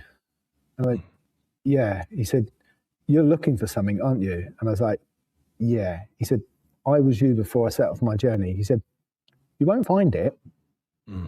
He said, but one day you'll just know. And that's always stuck with me, that stop looking for it and one day I'll just find it. Yeah. And as time is going on, subconsciously I'm beginning to find it. If that makes sense. No, yeah, absolutely. Yeah, what a story he's got, hasn't he, Dylan Wickrama. Yeah. Folks, what if you've a not man. listened to that episode, check it out. It's Dylan Wickrama. He's a guy that converted his GS into basically a raft to try and sail round the Darien Gap, and got Watch his saved film. by a podded dolphin. Yeah. Oh, wow. Just incredible. Yeah. And what a nice guy. What an absolute gem. And he's got, Lovely fella. because he was telling me that they were trying to get somebody to narrate it for him and whatever, but he's got this voice that just draws you in. You Yeah, just it's him, want a isn't it? bit like Adam Raymond, you know. Yeah. Not only does he ride a bike, but his storytelling, the way he talks, just sucks you in. You know, narration is a very difficult thing. I've tried it on mine, and I can't stand listening to myself. I don't know how anyone's going to listen to this thing, but they've got those voices that just suck you in, and you just want to listen to them. You know, I mean, I'm almost got a little man crush on them. I'm trying to get Adam on this, but I can't get hold of him, sadly. I'll speak to Clive there or Noel. They're like that now, aren't they? Oh, yeah. He's been on there, haven't they? Yeah. Yeah. Good lads. Right, last question we have here is over on Instagram, and this is F6B Adventures. Most memorable moment and favourite sticker on your bike? So There's a backstory, is there? F6B Adventures is Adam. Adam, the guy on the Goldwing. Gotcha. He is hilarious. He is the funniest. He's just funny as fuck. He's just hilarious. I suppose the memory of Adam was not just him riding the Dempster on his Goldwing and even following him on dirt, and he's like, whoa. Cold ravioli. He's just eating it out of the tin like that. Brilliant. We talked about wild camping. We talked about all sorts. And what was the other question? There was another Favourite one. sticker? Right. And it is the sticker that he gave me. And I will take a photograph and send it to you. In fact, you might even find it on my Instagram. He gave me and Charlie this sticker, the United States of Fuckery. But I didn't stick it. He bought it up in Alaska. But I didn't stick it on the bike until I got to Mexico. I didn't have any issues in the US. Border guards tend to have a sense of humour, I've found. I didn't have any issues with the Americans. I just, parking up sometimes, people looking at your bike. I didn't want, they carry guns for fuck's sake. But so I think him eating cold ravioli and his sticker that he gave us was brilliant. Yeah, he's a good guy. Good guy. I'm still in contact, actually. He appeared in one of my videos recently. I think I used him on my socials. I'd used him on something because he's did a beast for me, and I think maybe I'm using that in a bit. I don't know, it was Uni Salt Flats. Anyway. Yeah. Right, gotcha. I found the American border law and the American police brilliant. The Canadian, like trying to enter Canada. Good God. It was like it's like the Inquisition trying to get in there. Totally. They were really tight. Yeah. When I left Canada into the US, I had to go up for my interview because that was the first time I was actually entering the US, even though I had a 6-month, 10-year visa. Then when I crossed into, I think it's Ontario where Calgary is, no problem, straight through. Then the bit's up the top last one. But when you enter Haines, okay, so you ride to this little bit, so you leave Canada and you go into technically the US, so it's close as Alaska, but it's a tiny little bit and there's nothing there, but you go and see the bears who are feeding in the river, and then you ride up the mountain and you can look over the top of the Salmon Glacier, which is absolutely incredible. But when you come back, you've got to go across the border back into the US. No, sorry, back into Canada. Canada, yeah. These two border guards, I'll tell you what, they'd obviously pissed somebody off to get this posting. There's nothing there. But literally, it was like the Spanish Inquisition. And they just watched us ride in like a couple of hours earlier. And then they were obviously bored and thought, a couple of Germans, a couple of Brits, we're going to play with these fuckers. They were a pain in the arse. Yeah. People are people. Again, people are people. Totally, you never know. Totally. So, dude, you've ridden the length of the Americas. What's next? Okay, is this the story of actually the journey now? We haven't done that 3 hours yet. in. That's fine. I've got to keep up with Mossy, haven't I? Yeah. Next. What's next? I don't know is my honest answer. I know what I would like to do, but I've just had to do an engine rebuild on 690. And that has smashed my budget out of the water. So my shipping to Southeast Asia and my flights is what it's cost me to rebuild the 690 engine. I don't know is my honest answer. I have to make a decision very soon in the next weeks whether I'm able to even do that section. I don't want to run on credit cards. I don't really have enough. So I don't know, is my honest answer. Can people help? Are you doing like buy me a coffee or anything like that? Yeah, but I need about $6,000. And I've been told to set up a GoFundMe page, but I feel that's begging. I have had some people send me some money to help cover some of the costs for the engine rebuild, which has been really greatly appreciated. I don't know how I feel about that. It's different. I know exactly where you're coming from. I did set up the GoFundMe page, but I haven't posted anything with it because it's a really hard one. Because I was speaking to a guy in the UK I know, and he was saying to me that you're doing what we all want to do. We're living our dreams through you vicariously. Set this up. People will do it. People are enjoying your content. They're enjoying this. I just don't know how I feel about that, if that makes sense. In some ways, I would rather, and this is something else I've learned on this journey, to be humble and accept help, because people aren't doing it for you. They're doing it because they want to do it for themselves. It's making them feel good. And I understand that, because when I've done things for other people, I say, I'm like, no, don't want any money for it. I've now realized that actually if someone wants to pay for a tire for me or do this, I don't turn it down anymore. Whereas I used to be, no, because I've always worked for what I've had. So to accept help has been really, really difficult. But on this, it's big. And that's why I don't really want to ask for the help, if that makes sense. Yeah. My journey isn't going to be over. I will do something, but I don't know what I'm doing at the moment, if that makes sense. If I can impart my take on it and my experience from this, take from it whatever you will. I was exactly like you. I had exactly the same mentality and thought processes towards that. I got to Australia, to Sydney. Well, I was on my way down there. I think I was going through Indonesia at the time. And I knew that by the time I got to Australia, certainly by the time I got to Sydney, that was it. Bank was now run dry. I'd have enough to get me and the bike back to the UK. And I remember putting a little thing out on, I think on Facebook, or doing something in one of my YouTube vids. I didn't have a massive following at that point, like 600 odd subs, I think maybe 4,000 people on Facebook.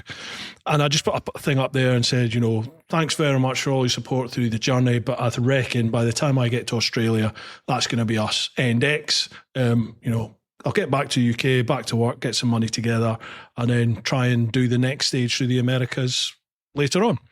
And I was just inundated from people going, like DMing me and commenting and just saying, you can't stop. We're living our dream through you. Don't stop. Keep going. What can we do? We'll set up a GoFundMe or whatever it was back then. How can we send money? And I was like you, still am. I didn't want to accept handouts from anybody. It just didn't feel right. And I thought, well, okay, what about things like merch, T-shirts, hoodies, that sort of stuff? I could do that. You could just set it up. So easy to do now. You can just do it online. You just put a logo on your thing, that's it. And then I thought, well, I'm thinking of doing a DVD. this is how old this was, thinking of doing a DVD, and I want to write a book about, self-publish a book about what I've done. So I said to people, right, listen, I'm going to do a book or DVD. You can pre-order that now if you like, and I'll use that money to finish the trip. I'll go as far as I can with whatever I make from that. And then once I'm back in the UK, I'll use my own money once I'm back working to fund the DVD and the book. But I can't tell you when it's going to come. It's going to take me a while to save up and do. So I did that, and within about 2-3 weeks, it raised something like $8,000. It was incredible. It was phenomenal, the support from people. And that allowed me to carry on the trip. And because I'd raised this money, the sponsor that I had on board that got me to Australia turned around and went, do you know what? You've shown commitment there. So, okay, we'll step forward and give you a little bit extra. And they did. And that allowed me to finish, my trip. Although I didn't get to Ushuaia or the north, it allowed me to pretty much get up through most of the Americas now, and then back across to the UK and finish. So it's well worth doing, especially now. There's things like Patreon. I have Patreon, and Patreon, until I started until I went into business with Simon Weir with chicken strips, Patreon was pretty much my main income. I make about £500-600 a month on a good month from YouTube. That's all. I'm not making big money out of YouTube. So my main income is Patreon and my tours. So I never would have started Patreon other than somebody I knew, a mate of mine, said, "Is this thing got Patreon? You should have one of these." And I thought, well, why would people give me money for it? It doesn't make sense. You can watch it for free on YouTube. Why? But people out there want to support you. They're living their dream through you, especially on a journey you're on at the moment. Yeah, set up a Patreon, get that going. I have had, a few people reach out and have contributed to bits of my journey. My old sponsor, John O'Neill, thank you very much. He's helped me with shipping my bike across the Darien Gap. He has helped me with the money towards the engine rebuild. And I've had some other people contribute, which is really has helped massively. I'm not ruling it out. I'm just, it doesn't sit well with me to help me. But if you go and get your haircut, that's a battle that I'm having. Right, I'm going here left now. Look. Okay, well, bad example. If you go to the dentist, you expect to pay. If you go to the shops, you don't just take something from the shop for nothing, do you? No. You want a product or a service, you pay for it. You need to flip things around in your head. You are providing a product and a service to people. You're providing entertainment to people. You're providing motivation. You're providing mental health services. You're providing an outlet for people, an inspiration for people. All these different things. There's no difference. You're providing a service and a product, and people, not everyone, but some people are willing to, even if they give you £5 a month, if you get 200 people giving you £5 a month, that's £1,000 a month that you're getting. That's a month's travel. Exactly. So, and I'll tell you, you'll probably get, I think I've got 400 or 500 people on my Patreon. And it's a massive help. It is a big help. Maybe we'll have a chat after this about something. Okay, cool. All received. Dude, the questions are done, but I could talk to you all night about the trip. Fine. Is there anything? Is there anything we've not covered that you want to chat about?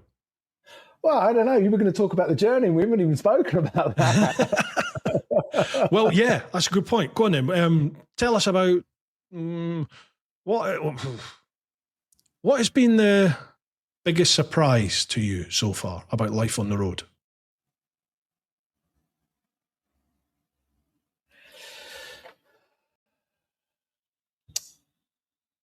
How fed up I am of packing every fucking day. It gets boring, doesn't it? It does. I've learned that I hate dogs. Really? Yeah, packs of wild dogs chasing you, dogs biting you. I had one latch onto the back of my leg, and thankfully I had the motocross boot on. Not being able to sleep, the constant noise, especially in Latin America, the bad beds. That I've learned He's loving it, folks, isn't he? He's loving it, living the dream. Yeah, I've learned on the road that my airbed is the best place to sleep. I've even put my airbed up sometimes in hotels because the beds have been so bad. Really? Yeah. With my back problems, I need a firm bed. And to be fair, actually, this bed here is really good. What have I learned on the road? I think it's that need for stimulation. I find that if I sit still too long, I need stimulation. So I need to move again. I don't find sitting around for a week or 2 weeks particularly fun. Easier with other people, but I do enjoy seeing the different things, the different places I go.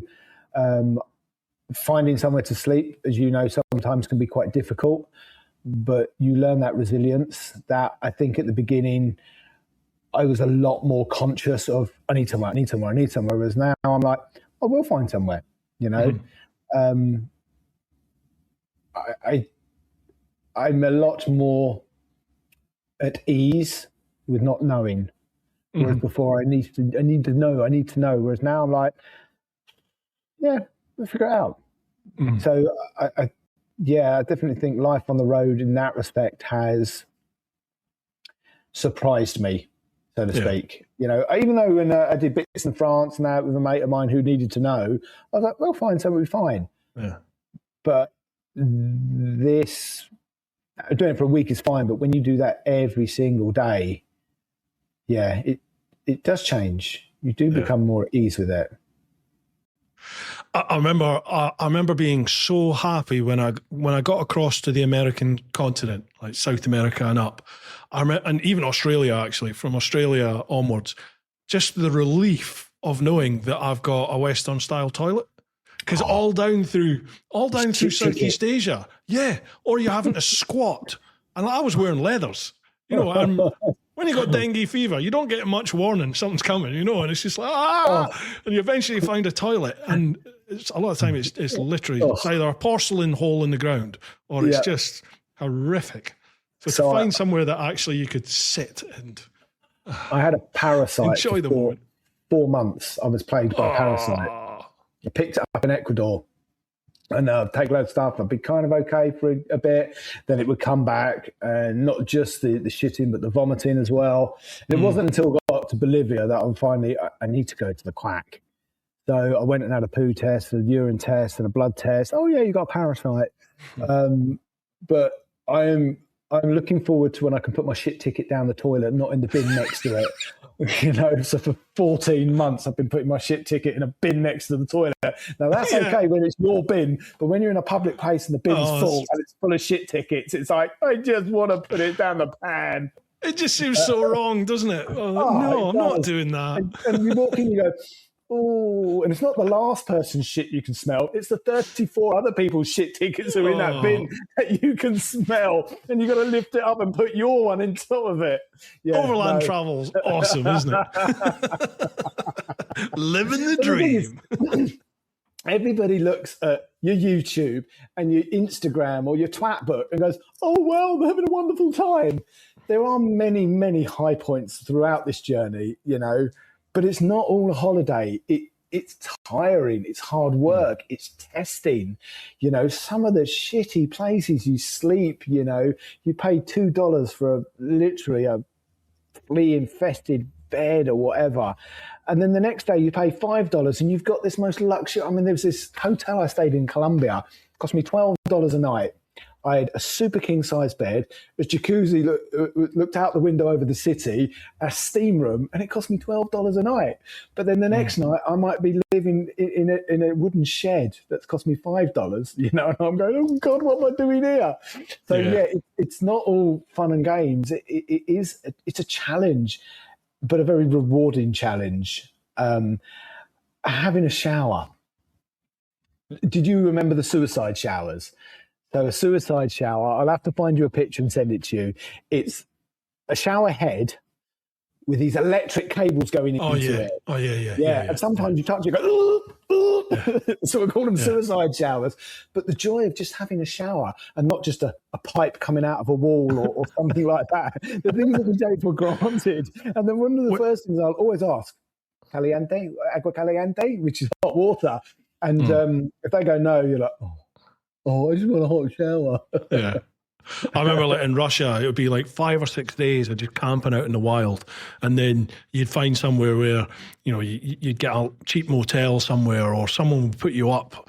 And that, as you said, that feeling of having a shower after like 5 days of, I didn't wash for 5 days because it was like, what? And it's 40 odd degrees. It's hot as hell. Yeah. So you're just stinking in leathers. And then, that feeling in a shower is just amazing. 3 things that excite me. A washing machine, a shower, and Colombian woman. And a door lock. Yeah. That's another story. So I think the longest I did in a tent was 8 days straight up in Canada.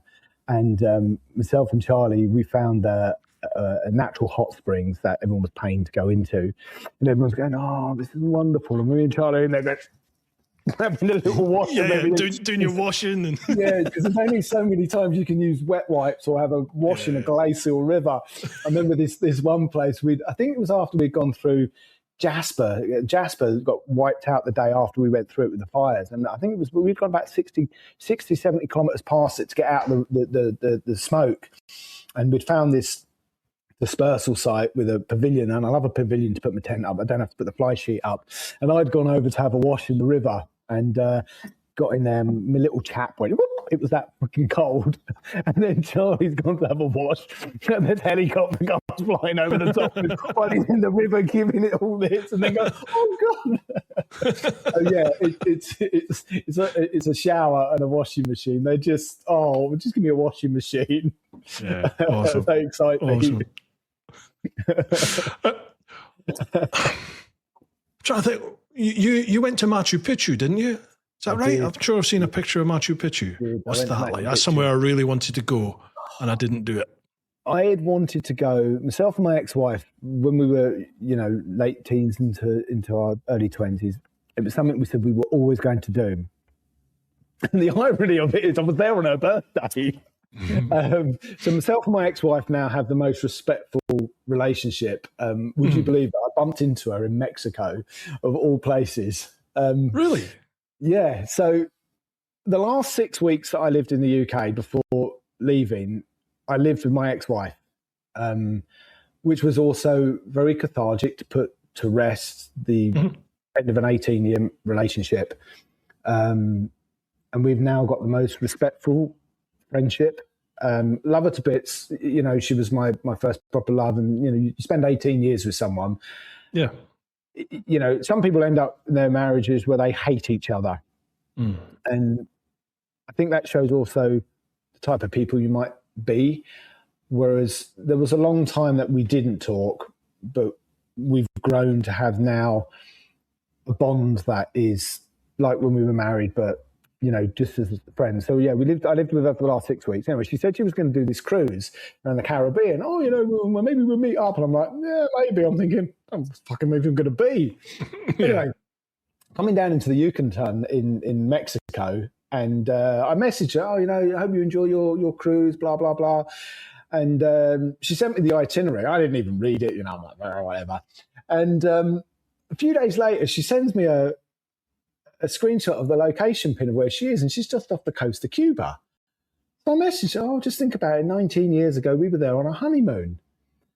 And I'm thinking, Cuba, hold tight. She didn't say she was going to Cuba on this. So I start looking through the itinerary, and it says Merida. And I'm like, I'm 2 days from Merida, and she's going there. So via Cancun, then we're going to Merida. So I messaged her, I said, are you going to Merida? She said, yeah, I'll be there in 3 days. I'm like, let's meet. So we ended up having lunch in Merida, of all places. So we bumped into each other in Mexico. So anyway, Machu Picchu. We'd always spoken about wanting to go there, and it'd been a dream, and it was like, I have to do it. So I rode down to this place called Hydroelectrica, where a lot of overlanders leave their vehicles, and I walked the train tracks. So you can walk the train tracks to Aguas Caliente, which is the town at the bottom, and then you can either walk up or get the bus. Well, it's like a 2-hour walk up like that. I'm not fucking doing that. So I took the bus up there. I got to walk around the classic circuits. I walked all through Machu Picchu, the classic shot of looking down into it, and I actually had a llama put its head in. I see it. It's an amazing picture. It's awesome. It's an awesome picture. It's pretty special. One of the 7 wonders of the world or whatever, one of those bucket list things that I always wanted to visit, and I'm so glad I did. It was everything I hoped it was to be. And it was an adventure just getting there. So I didn't put this in my video because I was a right twat. so I had to ride from a place called Ollantaytambo all the way around to Hydroelectrica. And there was a set of roadworks along the way that if you didn't get through it by 9:30, you couldn't go through until 12. Okay. So in my video, which I've edited very well so you don't see it, I got to the first stop at 9:35. I'm like, anyway, and I'm like, no. She's going, no, Dulce, which is 12 o'clock. You can't go through 12. And I'm like, and I can see the trucks going backwards and forwards. And I think, fuck this. Stop it into gear. And I set off, so I got through the roadblock. You're going to bloody stop me in 690. I've gone through the big ACPs and putting these big boulders out. Anyway, and everyone's waving at stop. I'm like, no, fucking not stopping. A couple of kilometres later, I come to another one. I'm like, oh. And she's like breathing fire at me because obviously they've been on the radio. Some party bloke on a motorbike's coming through.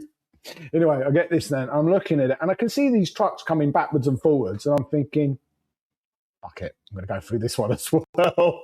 So I set off. I go around the corner. I get through. Half of the mountain is down there. And I'm just thinking, you fucking idiot. I've now got to do the walk of shame. Yep. So I pull back up there. This little Peruvian woman's like, at me. I was like, okay. Anyway, come 12 o'clock when I'm actually allowed to go, I wasn't going that way anyway.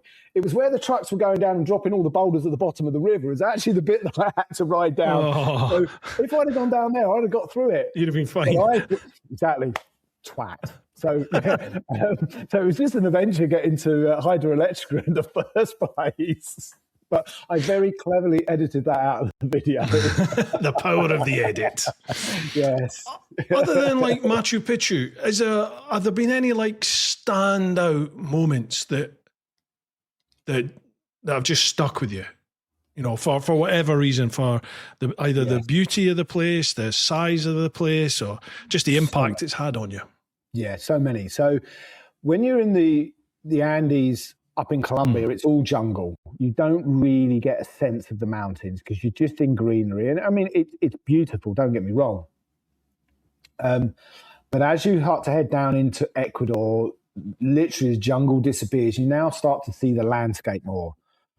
But once you hit Peru, wow, you know, some of the vistas and gorges and canyons that you're riding down with sheer drops of 10, 11,000 feet up you are, and they're just cliff faces, and you're riding along the edge of them. I've got one of them in the bottom of Peru before I got to Cusco, Machu Picchu way, and there's a tunnel carved out of the side of the mountain.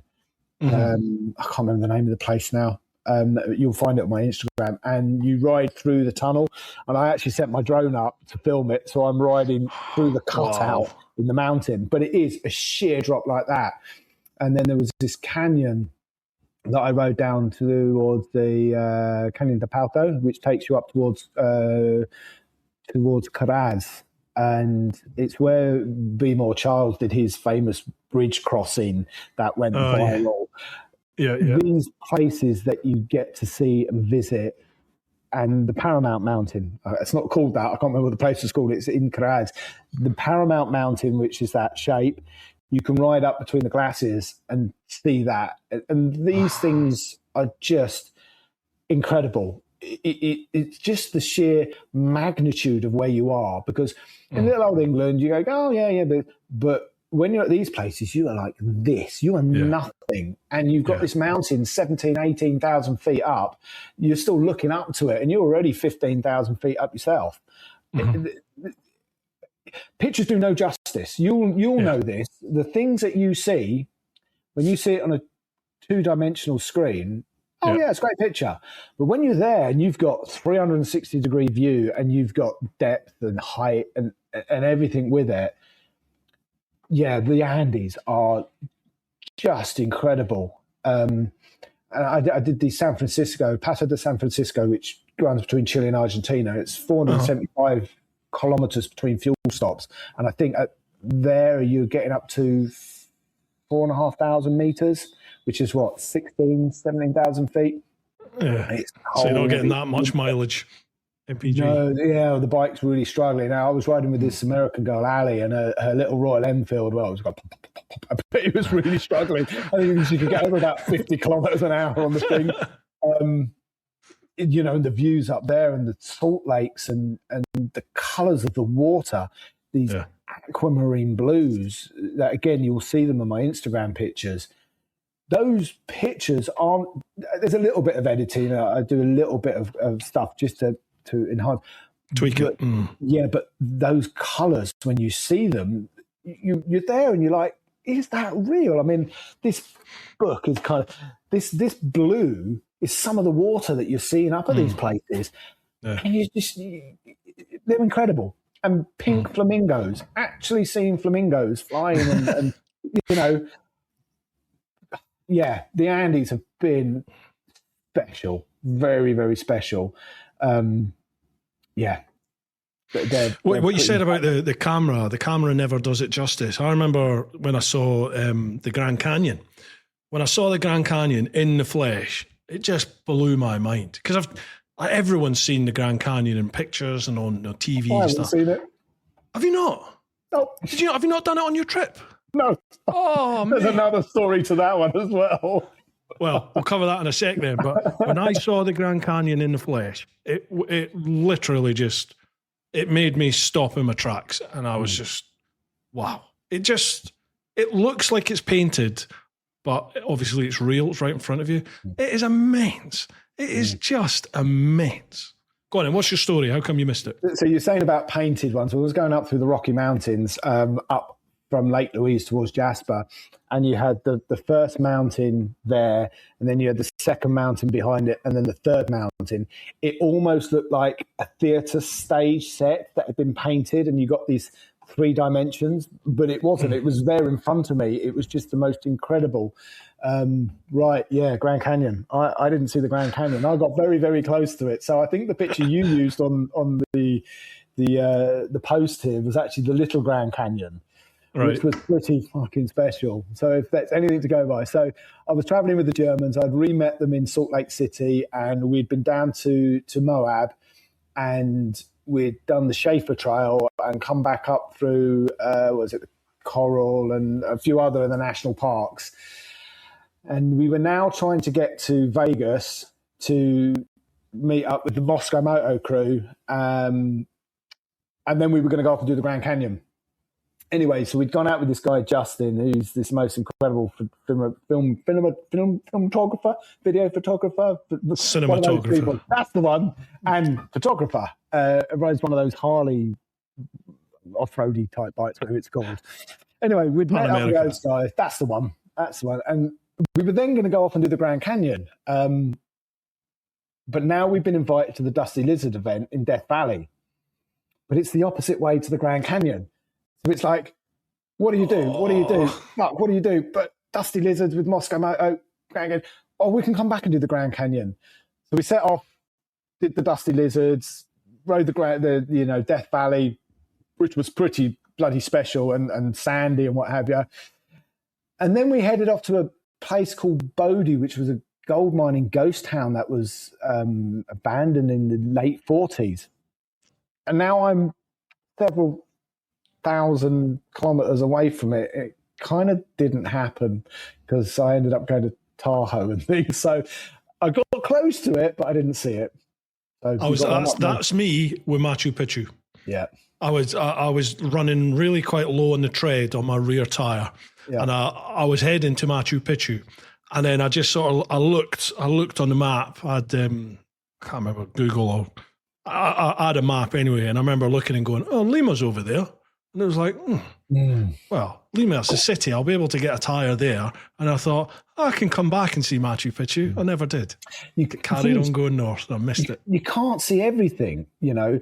I mean, the US itself is vast, and I've ridden some amazing places in the US because of using the 690 and doing the BDRs and the Washington State one and bits of the Trans-America Trail. Yeah. I've seen this much of the US. I could go back and ride the next 20 years there and still only see this much.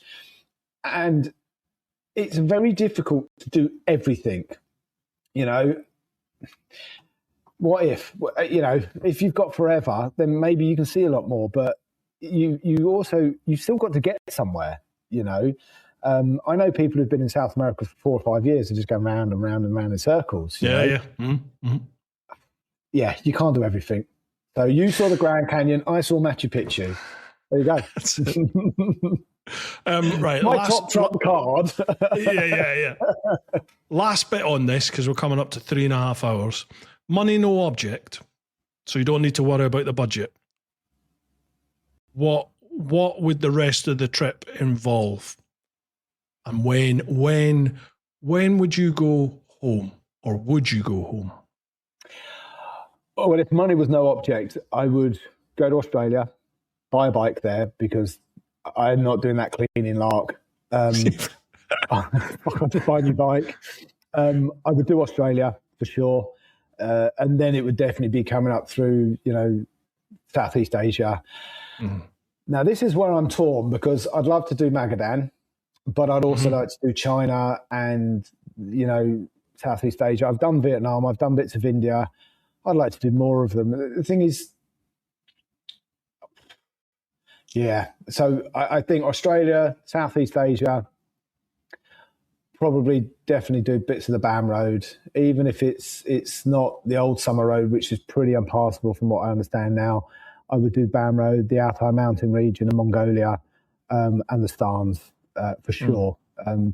That was my original route, but that twat Putin decided to kick off there, and then that lot out in, you know, Israel area all kicked off, and that's why I ended up shipping to Toronto. But would I want to go back there? I think I would want to go from London out because I always wanted to leave home on my bike, but I put my bike on a plane. Other than riding to the shippers, I didn't actually do what I wanted to do, which was set off down to Folkestone and get on the tunnel. So this is also this next part of this journey. I'm debating whether to ship back to Europe and set off the way I originally wanted to go and go east rather than riding from west back to east. No, east back to west. It could be a possibility I'm going to do that way, you know. Interesting. Is Africa on the cards? Africa on the cards? It's not really. It's not. Africa's got to be somewhere you want to go to. Yes. It's between malaria, bureaucracy, corruption, I don't know if I'm really want to. I mean, you had a bad experience there, didn't you?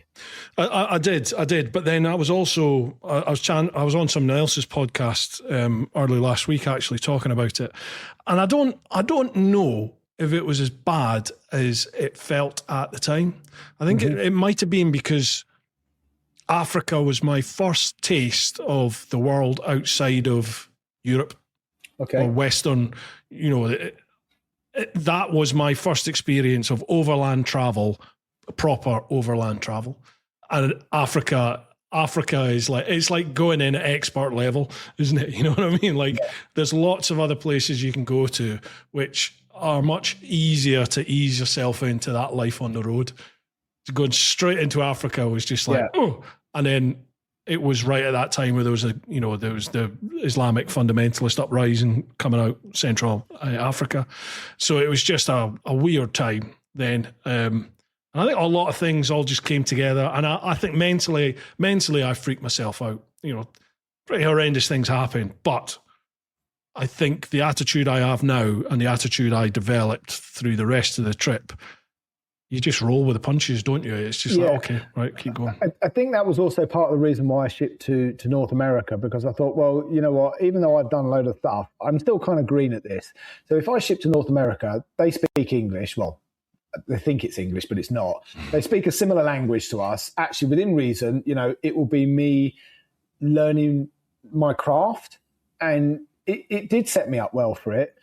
And I even said that, I think it was on the TAMP podcast, that I felt like a fraud for the first 5 months because I'm an English-speaking country.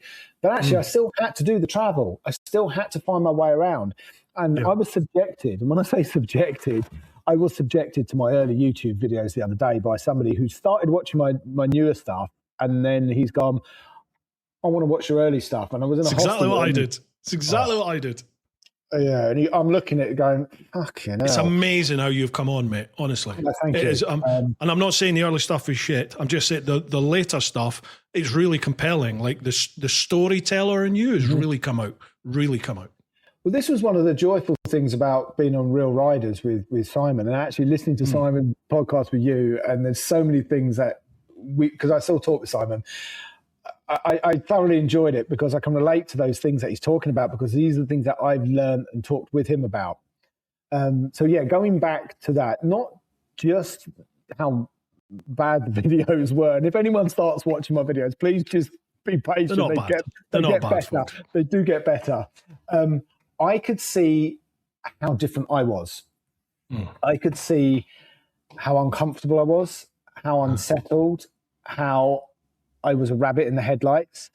I didn't know whether I'd made the right choice of setting off and doing this, because this is big. You know, you give up your safety blanket to live in a tent, and traveling is daunting. You know, everyone watches us and thinks, oh, it's really easy. You know, you've just done that. It is not.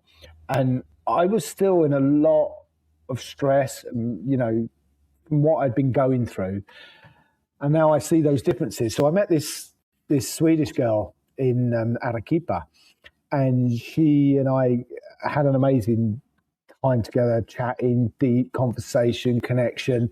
She flew back to Sweden and she messaged me, went, "You're not the same person." I went, "Excuse me?" She went, "I'm watching your early YouTube.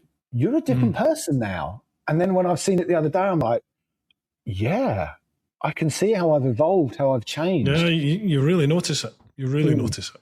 Thank you. Yeah. What advice then? What if somebody's out there who's thinking of doing this? They're thinking of living the dream. They're thinking of hitting the road on the bike. What advice would you give them? Don't overpack. You always will, though. I'm still Everyone fucking will battling overpack. that. Yeah. What advice would I give them?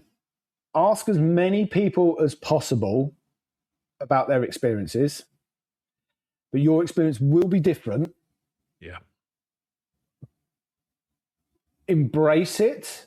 Embrace the difficultness. Embrace the loneliness, and enjoy it.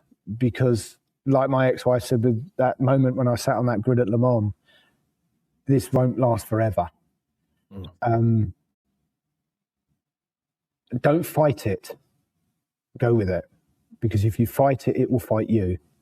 Yeah. Don't overthink. Yeah, you can't. Every day, your plans will change.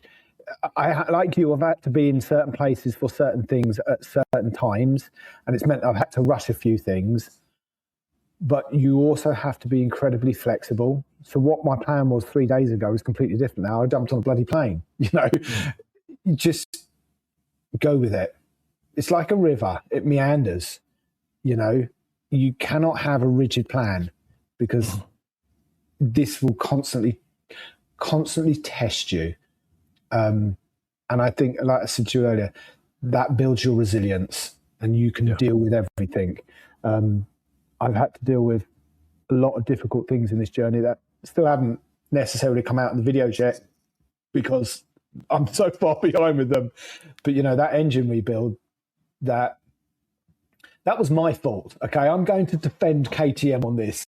My 690 engine rebuild was down to partly KTM, but also down to me.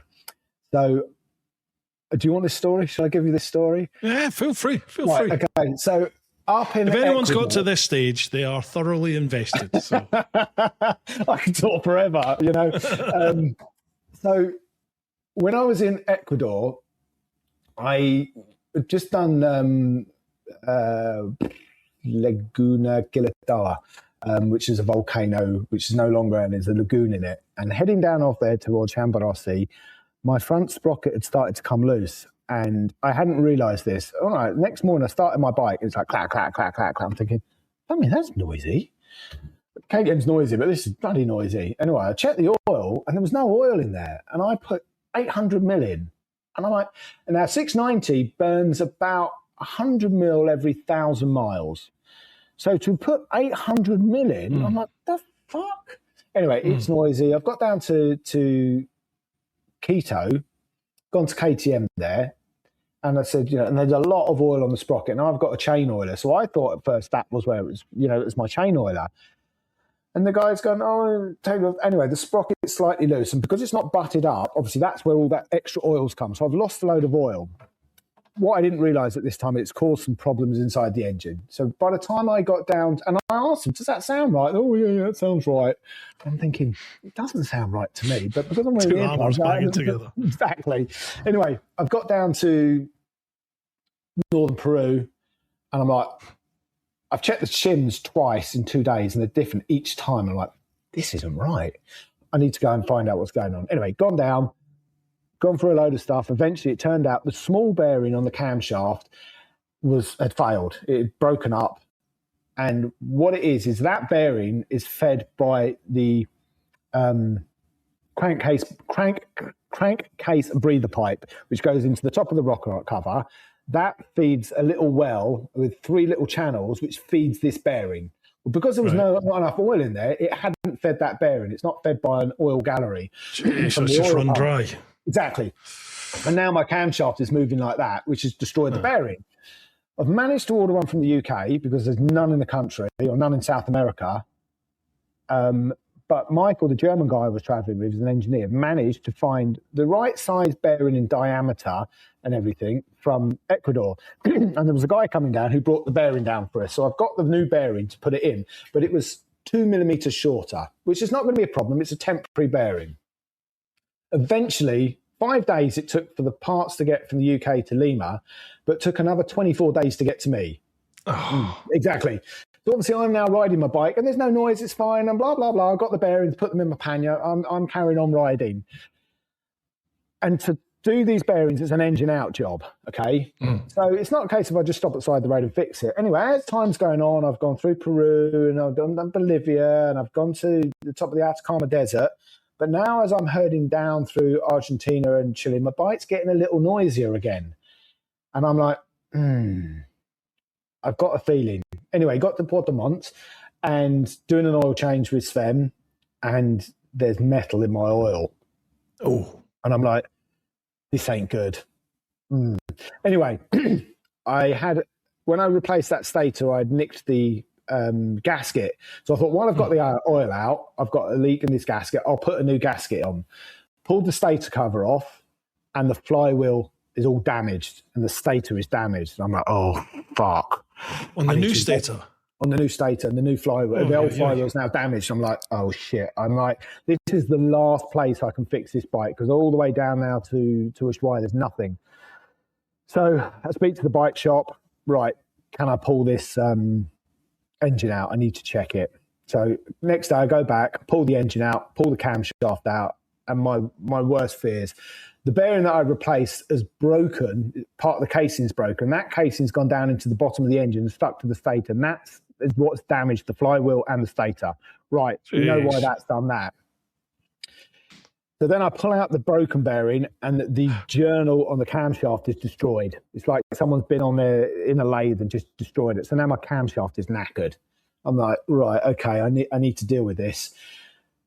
So do I pull the cylinder apart now? Now, bearing in mind, they say 30 to 40,000, you put a new piston in a 690. Mine's done 102,000 kilometers on the original piston and cylinder. Jeez. Yeah. So if I pull that apart and that cylinder is knackered, there's no way I'm getting that fixed. So I'm thinking, right, also 100,000 kilometers, I'll put a cam chain. So I order a cam chain, a camshaft, a cylinder, a piston, a flywheel, and a stator, cylinder bolts, gaskets. Okay, so I'm pretty much doing half an engine rebuild.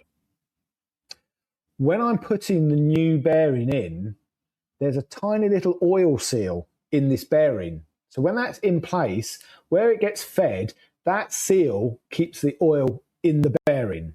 And that's why the temporary bearing had failed, because it wasn't the correct bearing with a seal in it. So KTM, it wasn't their fault. It was my fault for not changing it as soon as the correct bearing had come through. That makes sense. Yeah. So I ended up, anyway, when I took the cylinder apart, there was no piston slap. There was no damage to the cylinder. The piston and cylinder were in perfect condition. 102,000 kilometers that had done. Nothing wrong with it. So whoever built my 690 engine in the KTM factory in Austria, because mine's an Austrian built one, built it properly. And that's why it wasn't a Friday afternoon. No, it wasn't a Friday bike at all. Monday morning. Yeah. So the rebuild, everyone's going to want to slate KTM for it. It wasn't. My 690, touch wood, has been bloody good. There you go. KTM, get on board. Come on. Yeah. Come on. Yeah, well, get on board. To be fair, KTM, you could be doing wonders, but you spunked your money. They really have, haven't they? I genuinely think KTM is going to be a phoenix. It's going to be a phoenix from the flames. I think they're coming back, and I think they're going to come back big, real big. The problem is that aftercare, people have lost all faith in KTM because that is their number one priority at the moment. Yeah. It's their the owner, that's his number one thing, and they are doing. Now is the best time you've ever had to try and get a little bit of help from KTM. I'll give you a perfect example of good customer service, right? So bearing in mind, when I worked at LimoBike, we rode the FJR 1300 from 2001 right up to now. They're still riding them because they can't get them. They're buying old stock. Second-hand ones. Few years just before I left, Yamaha did a full recall on all FJRs between, I think it was a 3 or 4 year period. They had a second gear. Now, someone might correct me if I'm wrong on this. They'd had a second gear on a batch. One second gear had failed, and if I remember correctly, it had caused a fatality. Okay? They didn't know if this was a one-off or this whole batch of bikes throughout a certain amount of period had again, a bad second gear. So they recalled them all, pulled all the engines out and replaced the second gear on all FJRs between, I think it was a 3 year period. So we had 9 of them go in to have them. None of ours had the batch of second gears, but Yamaha recalled them all and fixed them. You know, what should happen? Exactly, a massive cost. And this is where KTM have been stupid. And that's why they've lost customer confidence, you know. I also feel, and again, I could be wrong with this, a lot of the 690 issues that people have are down to bad maintenance, you know, and abuse. You know, they are a high performance engine that needs respect and maintenance. And if you abuse them, they break. Now, I've raced mine, I've rallied mine, I've wheelied mine, I've done all sorts, and I've ridden it all over to get to here. They're good. They are good, you know. Yeah.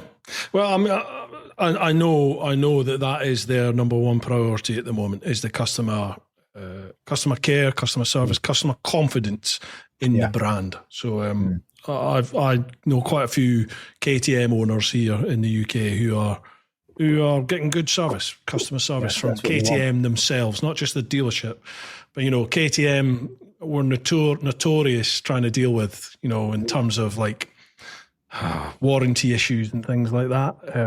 Now they seem to be bending over backwards to help out the end user, which is great. Right, awesome. Damian, if people want to find out more about you, find out more about this incredible journey that you're on at the moment, where do they go? My Instagram is demon_rides. My twat book or Facebook is Demon Rides, and my YouTube is demon_rides. at the top of my Instagram on the links, there is a LinkedIn tree which will take you to all of my socials. It will take you to all the podcasts I've done, and your one will be added to that one as well. If you want to ask anything, say anything, just send me a message. I'm human. I like a bit of interaction. So, send them away. Awesome. If there's any companies out there that fancy getting on board, a bit of a promotional vehicle, drop my line. I do have to mention my supporters. So I have been working very closely with Adventure Spec, not just on their new products that I'm wearing, but also some prototype stuff. Greg and the guys there have been incredible. I give them feedback. So thank you very much, Adventure Spec, for your support. And I was also wearing a lot of Adventure Spec clothes for my work long before I even became one of their ambassadors. I'm also very grateful to Moscow Moto for supplying me my luggage that I use. Thank you to Amy and Alistair for sorting out my luggage and the continued support with that. I don't normally do a sponsor thank you, but to be fair, I don't think people really understand how helpful it can be. Now, it doesn't pay for your hotels and fuel, but it does help you. And also double take mirrors. I must admit, before I got the double take mirrors, I'm like, why would anyone spend that much money on a bloody mirror? They're amazing. I had my bike upside down and they just go, ding. So double take mirrors. And yes, I am a ambassador for them. But do you know what? Even when I was racing, if I didn't like a product, I wouldn't use it. So this isn't me just using it because they're giving it to me. I don't need it, for 100 whatever. If I really wanted one, I buy. They are good. And Jez ADV Products got me sorted out with hippo hands because my heated grips are packed up and I was freezing. He sorted me out some hippo hands, which are basically muffs. And I've used muffs on my bike for a million years, and I only wear summer gloves. And thank you for the hippo hands because my hands are warm again. Are muffs fantastic? Best. Everyone likes putting their hands in warm muff. Absolutely. Honestly, I have a mate of mine he was a sports bike rider through and through, went everywhere, sports bike, leathers, that was that. Adventure bikes were for wankers. He eventually got an adventure bike and he was like, oh gosh, this is cool. But I'm not getting any, I'm not getting all the other stuff. Never wearing textiles, any of that. It's getting cold, wasn't it? So he was like, how do you deal with cold hands? And I was just like, well, heated grips. And he was like, yeah, they're not quite warm enough. I can't remember what bike he had. He said, they're not quite warm enough. I was like, try muffs. I'm not getting muffs. I said, try muffs, honestly. Best thing in the world. Yep. He got a set of muffs. And now he is like the global ambassador for muffs. He tells everybody about them. Get them. They're amazing. I started using muffs when I was a dispatch rider. So I had them on my Power Valve, I had them on my GSXR, my FZ, all the bikes I used when I was a dispatch rider, I had muffs and heated grips and summer gloves. They might look ugly, but there's the difference between you being in pain. And as you know, cold hands is pain. It's not discomfort, it's pain. You need your dexterity of your hands to be able to use your controls. And if you've lost that, you're screwed. So I'm a massive advocate for heated grips, summer gloves and muffs because I don't like thick gloves. I can't stand them. And muffs is fun to say. Yeah. Love a bit of muff. It's like farting. It's always going to make you smile and giggle, isn't it? Flatulence is fun, but not for everyone. And